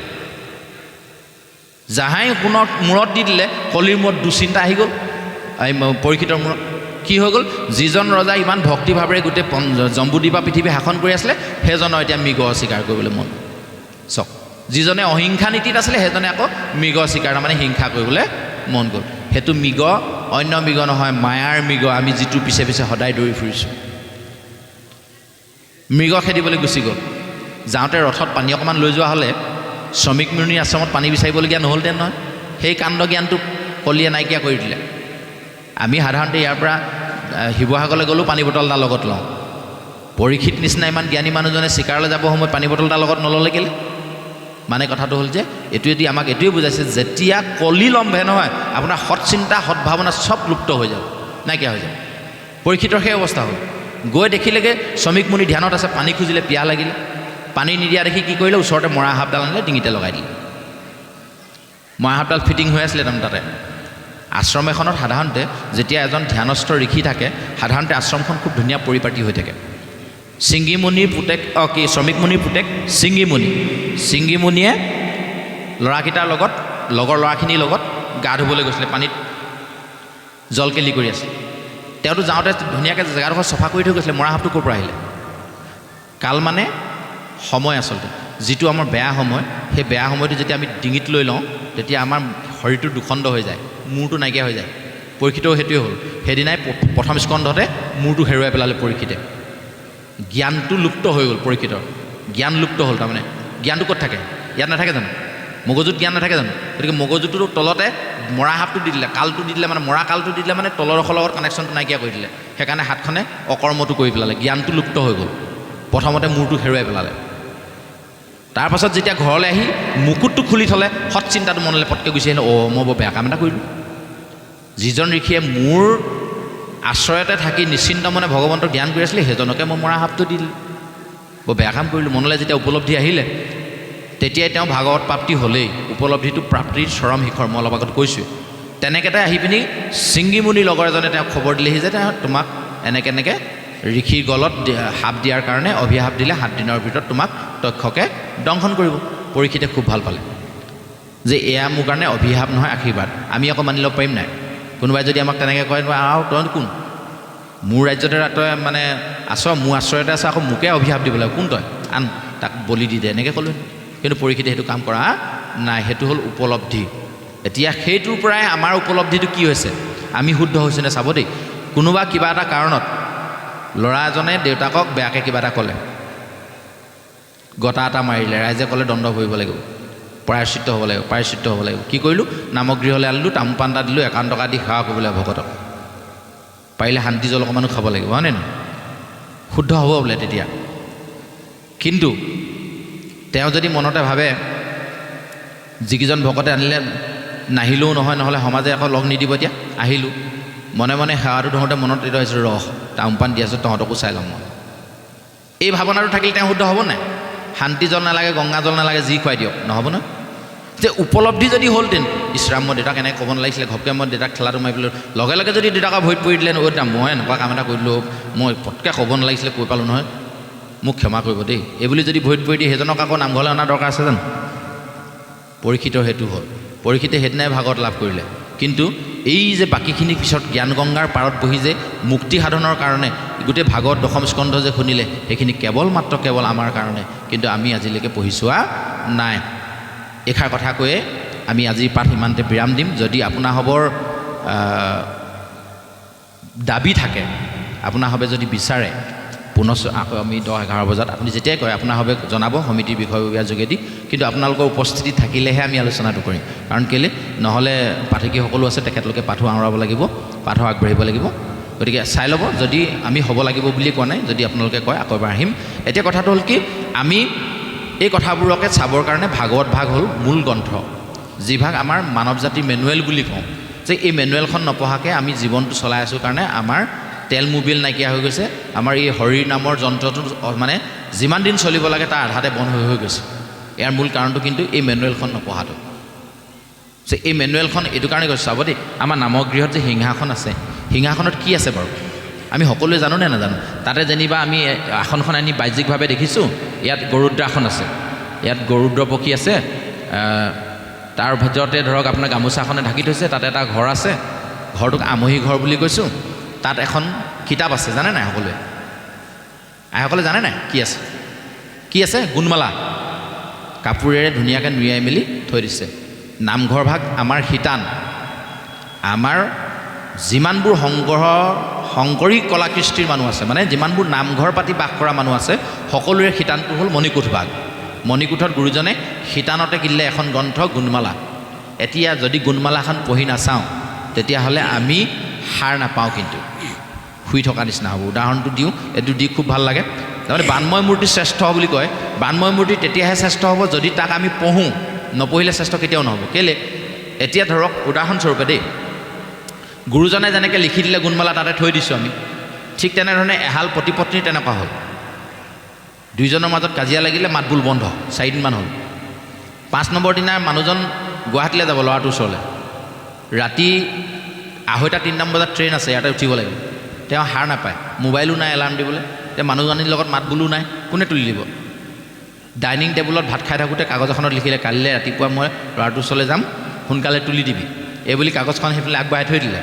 মানুহজনে চালে, অঁ এওঁ যাব কাইলৈ, ঠিকেই আছে। মানুহজনী 2টামান বজাতে সাৰ পালে, মনলৈ ভাৱ আহিলে, তই হ'লে মুখেৰে মাতিব নোৱাৰিলোঁ, তুলি দিবি বুলিওতো মোক ক'ব লাগিছিলে, ক'ব নোৱাৰিলি, লিখিহে দিলি, ময়ো লিখিয়ে দিওঁ। 2:30 বাজিলে, উঠে যদি উঠক, নহ'লে ট্ৰেইন ফেইল হ'ব, শিতানত থৈ দিলে। সাৰ পাবনে নাপায়? সাৰ পাবনে নাপায়? একেই কথা, গুৰুজনে গুণমালা আমাৰ শিতানত থৈ দিলে, আমি থৈয়ে দিছোঁ, আমি কোনোদিন সাৰ নাপাওঁ, পঢ়িব লাগিব। 18 অধ্যায় গীতা, 18টা তত্ত্ব, 6 অধ্যায় গুণমালা, 6টা তত্ত্ব, 24টা তত্ত্ব লগ লাগিলে আমাৰ 24টা তত্ত্বৰ এই দেহটো আমি তেতিয়া বুজি পাম যে এই দেহটো কি, আত্মা কি, তেতিয়া মই বুজি পাম মই কোন। এইটো যিজনে বুজিবলৈ চেষ্টা কৰা নাই সেইজনে কোনোদিন ভাগৱতৰ তত্ত্ব বুজি নাপাব। মই কোন? সকলোৱে সোধকচোন নিজৰ কাবাৰ, একদম সহজকৈ কৈ দিছোঁ। আপোনালোকৰ ঘৰলৈ বা এই নামক গৃহলৈ আজি আমাক নিমন্ত্ৰণ দিলে, মই আহিব নোৱাৰিলোঁ, কালিলৈকে অহা কালিলৈ মই আহিলোঁ, বোলে কালি আপোনাক মাতিছোঁ কেলৈ নাহিলে? এই কালি মোৰ দেহাটো ঠিক নহয়, মই আহিব নোৱাৰিলোঁ। মোৰ দেহাটো ঠিক নোহোৱাৰ কাৰণে মই আহিব নোৱাৰিলোঁ, দেহাটো মোৰ, মই আহিব নোৱাৰিলোঁ। মই মানে কোন? দেহাটো মোৰ দেহা ভাল নথকাৰ কাৰণে মই আপোনাৰ বিদ্যালয়ত 2 দিন উপস্থিত থাকিব নোৱাৰিলোঁ। আমি শিক্ষকসকলে লিখোঁ নাই এপ্লিকেশ্যন, হয়নে নহয়? বিশেষ নিবেদন এই যে মোৰ শৰীৰ অসুস্থ হোৱাৰ কাৰণে মই আপোনাৰ বিদ্যালয়ত উপস্থিত থাকিব নোৱাৰিলোঁ, লিখোঁ নে নিলিখোঁ? মোৰ শৰীৰটো বেয়া কাৰণে মই উপস্থিত থাকিব নোৱাৰিলোঁ, তাৰমানে মই মানে এই আত্মা চৈতন্য শক্তিটোৰ কথা কৈছে। গতিকে এই মইটো যেতিয়া বুজি নাপাম, এই চৈতন্য শক্তিটো যেতিয়ালৈকে বুজি নাপাম, তেতিয়ালৈকে আমি একেখন মুখতে ভগৱতক মানে বেয়াকৈও ক'ম আৰু একেখন মানে মুখতে আমি ভগতৰ পৰা আশীৰ্বাদো বিচাৰিম। আমি নিজে তেনেকুৱা হ'লে নহ'ব। গতিকে আমি সাৰ পাব লাগিব। ভগৱন্তৰ গুণ নাম কীৰ্তন লিখা 6খনকৈ নিগম শাস্ত্ৰ আমাক গুৰুজনাই দিলে, কীৰ্তন, দশম, ঘোষা, ৰত্নাৱলী, ভাগৱত, গীতা। এই 6খন নিগম শাস্ত্ৰ আমি পঢ়িব লাগিব। তাত কি কি লিখা আছে সেইবোৰ আমি পালিব লাগিব, তেহে আমি কিবা এটা জীৱনত গতি লগাব পাৰিম। আমি সকলোৱে আহক, পঢ়োঁ, সকলোৱে পঢ়োঁ আহক। যিমানবোৰ উঠি অহা নৱপ্ৰজন্ম আছে, ভাগৱতখন আজিৰ পৰা পঢ়িবলৈ আৰম্ভ কৰি দিয়ক। মই একদম কৰজোৰে নিবেদন কৰিছোঁ, কৰজোৰে মই আপোনাৰ সবৰ চৰণত প্ৰাৰ্থনা জনাইছোঁ। আজি উঠি অহা যিমান যুৱ প্ৰজন্ম আছে, যিসকলে 9লৈকে পঢ়িছে, তাতকৈ আগৰখিনিক নিদিলেও নালাগে। 9-10ৰ পৰা ল'ৰা ছোৱালীসকলক ভাগৱত পঢ়িবলৈ আৰম্ভ কৰাই দিয়ক। নালাগে আপুনি ধূপ ধূনা জ্বলাই লৈ এনেকৈ ভকতক মাতি লৈ পঢ়িব। অন্ততঃ গাটো ধুই পবিত্ৰ অন্তৰে কিতাপখন পঢ়ক। পঢ়িলেহে, ইয়াৰ পৰা বুজিলেহে আমি কিবা এটা উপকাৰ হ'ব। নহ'লে কেৱল মাত্ৰ অকল যদি এনেকৈ ভাগৱত পাঠলৈ আহি অকল ধূপ বন্তি জ্বলাই থাকোঁ, আমাৰ লাভ একো নহ'ব। গতিকে আমি সাৰ পাম তেতিয়াহে, যেতিয়া এই কথাখিনি আমি পঢ়িম, শুনিম। গতিকে এই কথাটোকে ক'লোঁ যে শিতানত থৈ দিলে নহ'ব, শিতানত থকা গুণমালা ভাগ আমি পঢ়িব লাগিব, তাত থকা কথাখিনি আমি বুজিব লাগিব। বুজি নাপালে যিজনে পঢ়ে সেইজনক আমি মাতিব লাগিব, তেওঁলোকৰ মুখেৰে আমি শুনিব লাগিব। কিন্তু আমাৰ সেইখিনিতো অসুবিধা আছে। আমি বেছিভাগ মানুহ ইয়াত যিমান আছোঁ, আমাৰ ফালে যিমানবোৰ মানুহ আছোঁ, প্ৰায়ে বেদান্তীৰ ওচৰলৈ যায়, বেদান্তীৰ ওচৰলৈ যায়, চোৱাই চিতা কৰে। বেদান্তীও আকৌ সেইটোকে লিখি দিয়ে যে ভাগৱত এভাগ পাঠ কৰি দিবা, ভকত কেইজনমান আনি সিদ্ধ সমিতি খুৱাই দিবা, ভাল হৈ যাব। আমাক ভাগৱত পাঠ কৰাবলৈ দিলে, আমি ভাগৱত পাঠ কৰাবলৈ ভকত কেইজনমান মাতিলোঁ, ভকত কেইজনক পাঠত বহুৱালোঁ ধুনীয়াকৈ। বহুৱাই এতিয়া ভকতক আকৌ সিদ্ধ সমিতি খুৱাবলৈ কৈছে নহয়, আমি গৃহস্থই পিছফালে থকা পাকঘৰত গৈ ৰন্ধা বঢ়াত লাগি থাকিলোঁ। ভাগৱত পাঠ শুদ্ধ হ'বনে নহ'ব? এতিয়া বেদান্তীয়ে কৈছে নহ'ব, আকৌ এবাৰ আপুনি পঢ়িব লাগিব। কেলৈ? দৰৱটো দিছিলে কাক? পাঠ নামৰ দৰৱটো দিছিলে গৃহস্থক, খালে কোনে? ভকতে। গৃহস্থ খাবলৈ সময় নাই, পিছফালে ভকতলৈ ৰেডি কৰি থাকিলেগৈ। গতিকে সেইটোত নিমগ্ন হৈ থাকিব। ভকতক খুৱাব লাগিব, ঠিকে আছে, কিন্তু সেইটো যদি আমি আগতীয়াকৈ কৰি মেলি আজৰি কৰি এফালে যদি পাঠত আমি খন্তে সময়ৰ কাৰণে নবহোঁ, পাঠত কি ওলাইছে যদি নুশুনো, তেতিয়াহ'লে আমি টেবলেটটো নাখালোঁ। সেইকাৰণে এই যে 28 সহস্ৰ ঋষিয়ে পাঠ শুনিলে, কেৱল মাত্ৰ পৰীক্ষিতেহে মুখ্য পালে। কেলৈ? পৰীক্ষিতৰ বেমাৰ আছিলে, পৰীক্ষিতে দৰৱটো খালে ভাগৱত শুনা, বাকীসকলৰ গাত বেমাৰটো নাছিলে, সেইকাৰণে বাকী বেদত প্ৰধান 28 সহস্ৰ সি বেদত অপ্ৰধান, তথাপিও তেওঁলোকে মুক্তি নাপালে, পৰীক্ষিতেহে পালে। গতিকে বেমাৰ যাৰ হ'ব সিয়ে মুক্তি পাব। গতিকে আমাৰ মনৰ যিবোৰ বেমাৰ আছে, বান্ধোন যাৰ যাৰ আছে, তেওঁলোকে মুক্তি পাবৰ কাৰণে ভগৱন্তৰ ওচৰলৈ আহিব লাগিব। যাৰ বান্ধোন নাই তেওঁলোকক মুক্তি কি প্ৰয়োজন? আমাৰ সংসাৰ মায়াৰ বান্ধোন আছে, ইটোৱে টানি ধৰে সিটোৱে টানি ধৰে, আমি মায়াৰ বান্ধোনত বন্ধ হৈ আছোঁ। এই বন্ধনৰ পৰা মুক্তি পাবৰ কাৰণে আমি ভগৱন্তৰ কথাখিনি শুনিব লাগিব। ভগৱন্তৰ কথাৰ যোগেদি আমি বন্ধনমুক্ত হ'ব পাৰিম। তেতিয়াই আমি পুনৰপি জনম পুনৰপি মৰণ এই মানে আয়াজাত কৰি থাকিব নালাগে বুলি কৈছে। ইয়াৰ বহুত ধুনীয়া ধুনীয়া তত্ত্ব আছে, বহুত দীঘলীয়া হ'ব, আমনি লাগিব। গতিকে মই ভাবিছোঁ ভাগৱত ধৰ্মৰ বিষয়ে দ্বিতীয় অধ্যায়ত বৰ ধুনীয়াকৈ গ'লে, ভাগৱত ধৰ্মলৈ যাবই নোৱাৰিলোঁ। আৰু আমাৰ ডাঙৰ কথাটো হৈছে এইটোৱেই যে সৰু কথা এটা বুজাবলৈকে আমি বৰ দীঘলীয়াকৈ ক'বলগীয়া হয়। কেলৈ? জ্ঞানত আমি অপৰিপক্ক। জ্ঞানত যদি পৰিপক্ক হ'লোহেঁতেন, গুৰুজনাই যেনেকৈ হাতী মাৰি ভুৰুকাত ঘূৰাই দিলে তেনেকৈ আমি ক'ব পাৰিলোহেঁতেন। কিন্তু ইংৰাজী নজনা মানুহটোক ইংৰাজী ক'বলৈ দিলে দীঘল বাক্যটো দীঘল হ'বই, আৰু আমাৰ তেনেকুৱা হৈছে। সেইকাৰণে অকণমানি কথাটো ক'বলৈ যাওঁতে বহুত দীঘলীয়া হৈছে। তাৰ কাৰণে পুনশ্চ আপোনাৰ হ'বৰ শ্ৰীচৰণত আমি ক্ষমা বিচাৰিছোঁ। অজানকৃতভাৱে ৰৈ যোৱা সমস্ত কোটি অপৰাধ আপোনাৰ হ'বৰ যোগেদি মাৰ্জিত হ'ব বুলি আপোনাৰ হ'বৰ চৰণত পুনশ্চ সেৱা ধৰি আমি অজানিতে ৰৈ যোৱা সমস্ত কোটি অপৰাধ মৰিখনৰ হেতু গুৰুজনাৰ শাৰী অপৰাধ ভঞ্জন ঘোষাৰে প্ৰথমবাৰৰ কাৰণে আমি পাঠ ইমানতে বিৰাম দিছোঁ। আপোনাৰ হবে যদি অনুগ্ৰহ কৰে তেতিয়াহ'লে পুনৰ আমি আকৌ এবাৰ আহিবলৈ যত্ন কৰিম।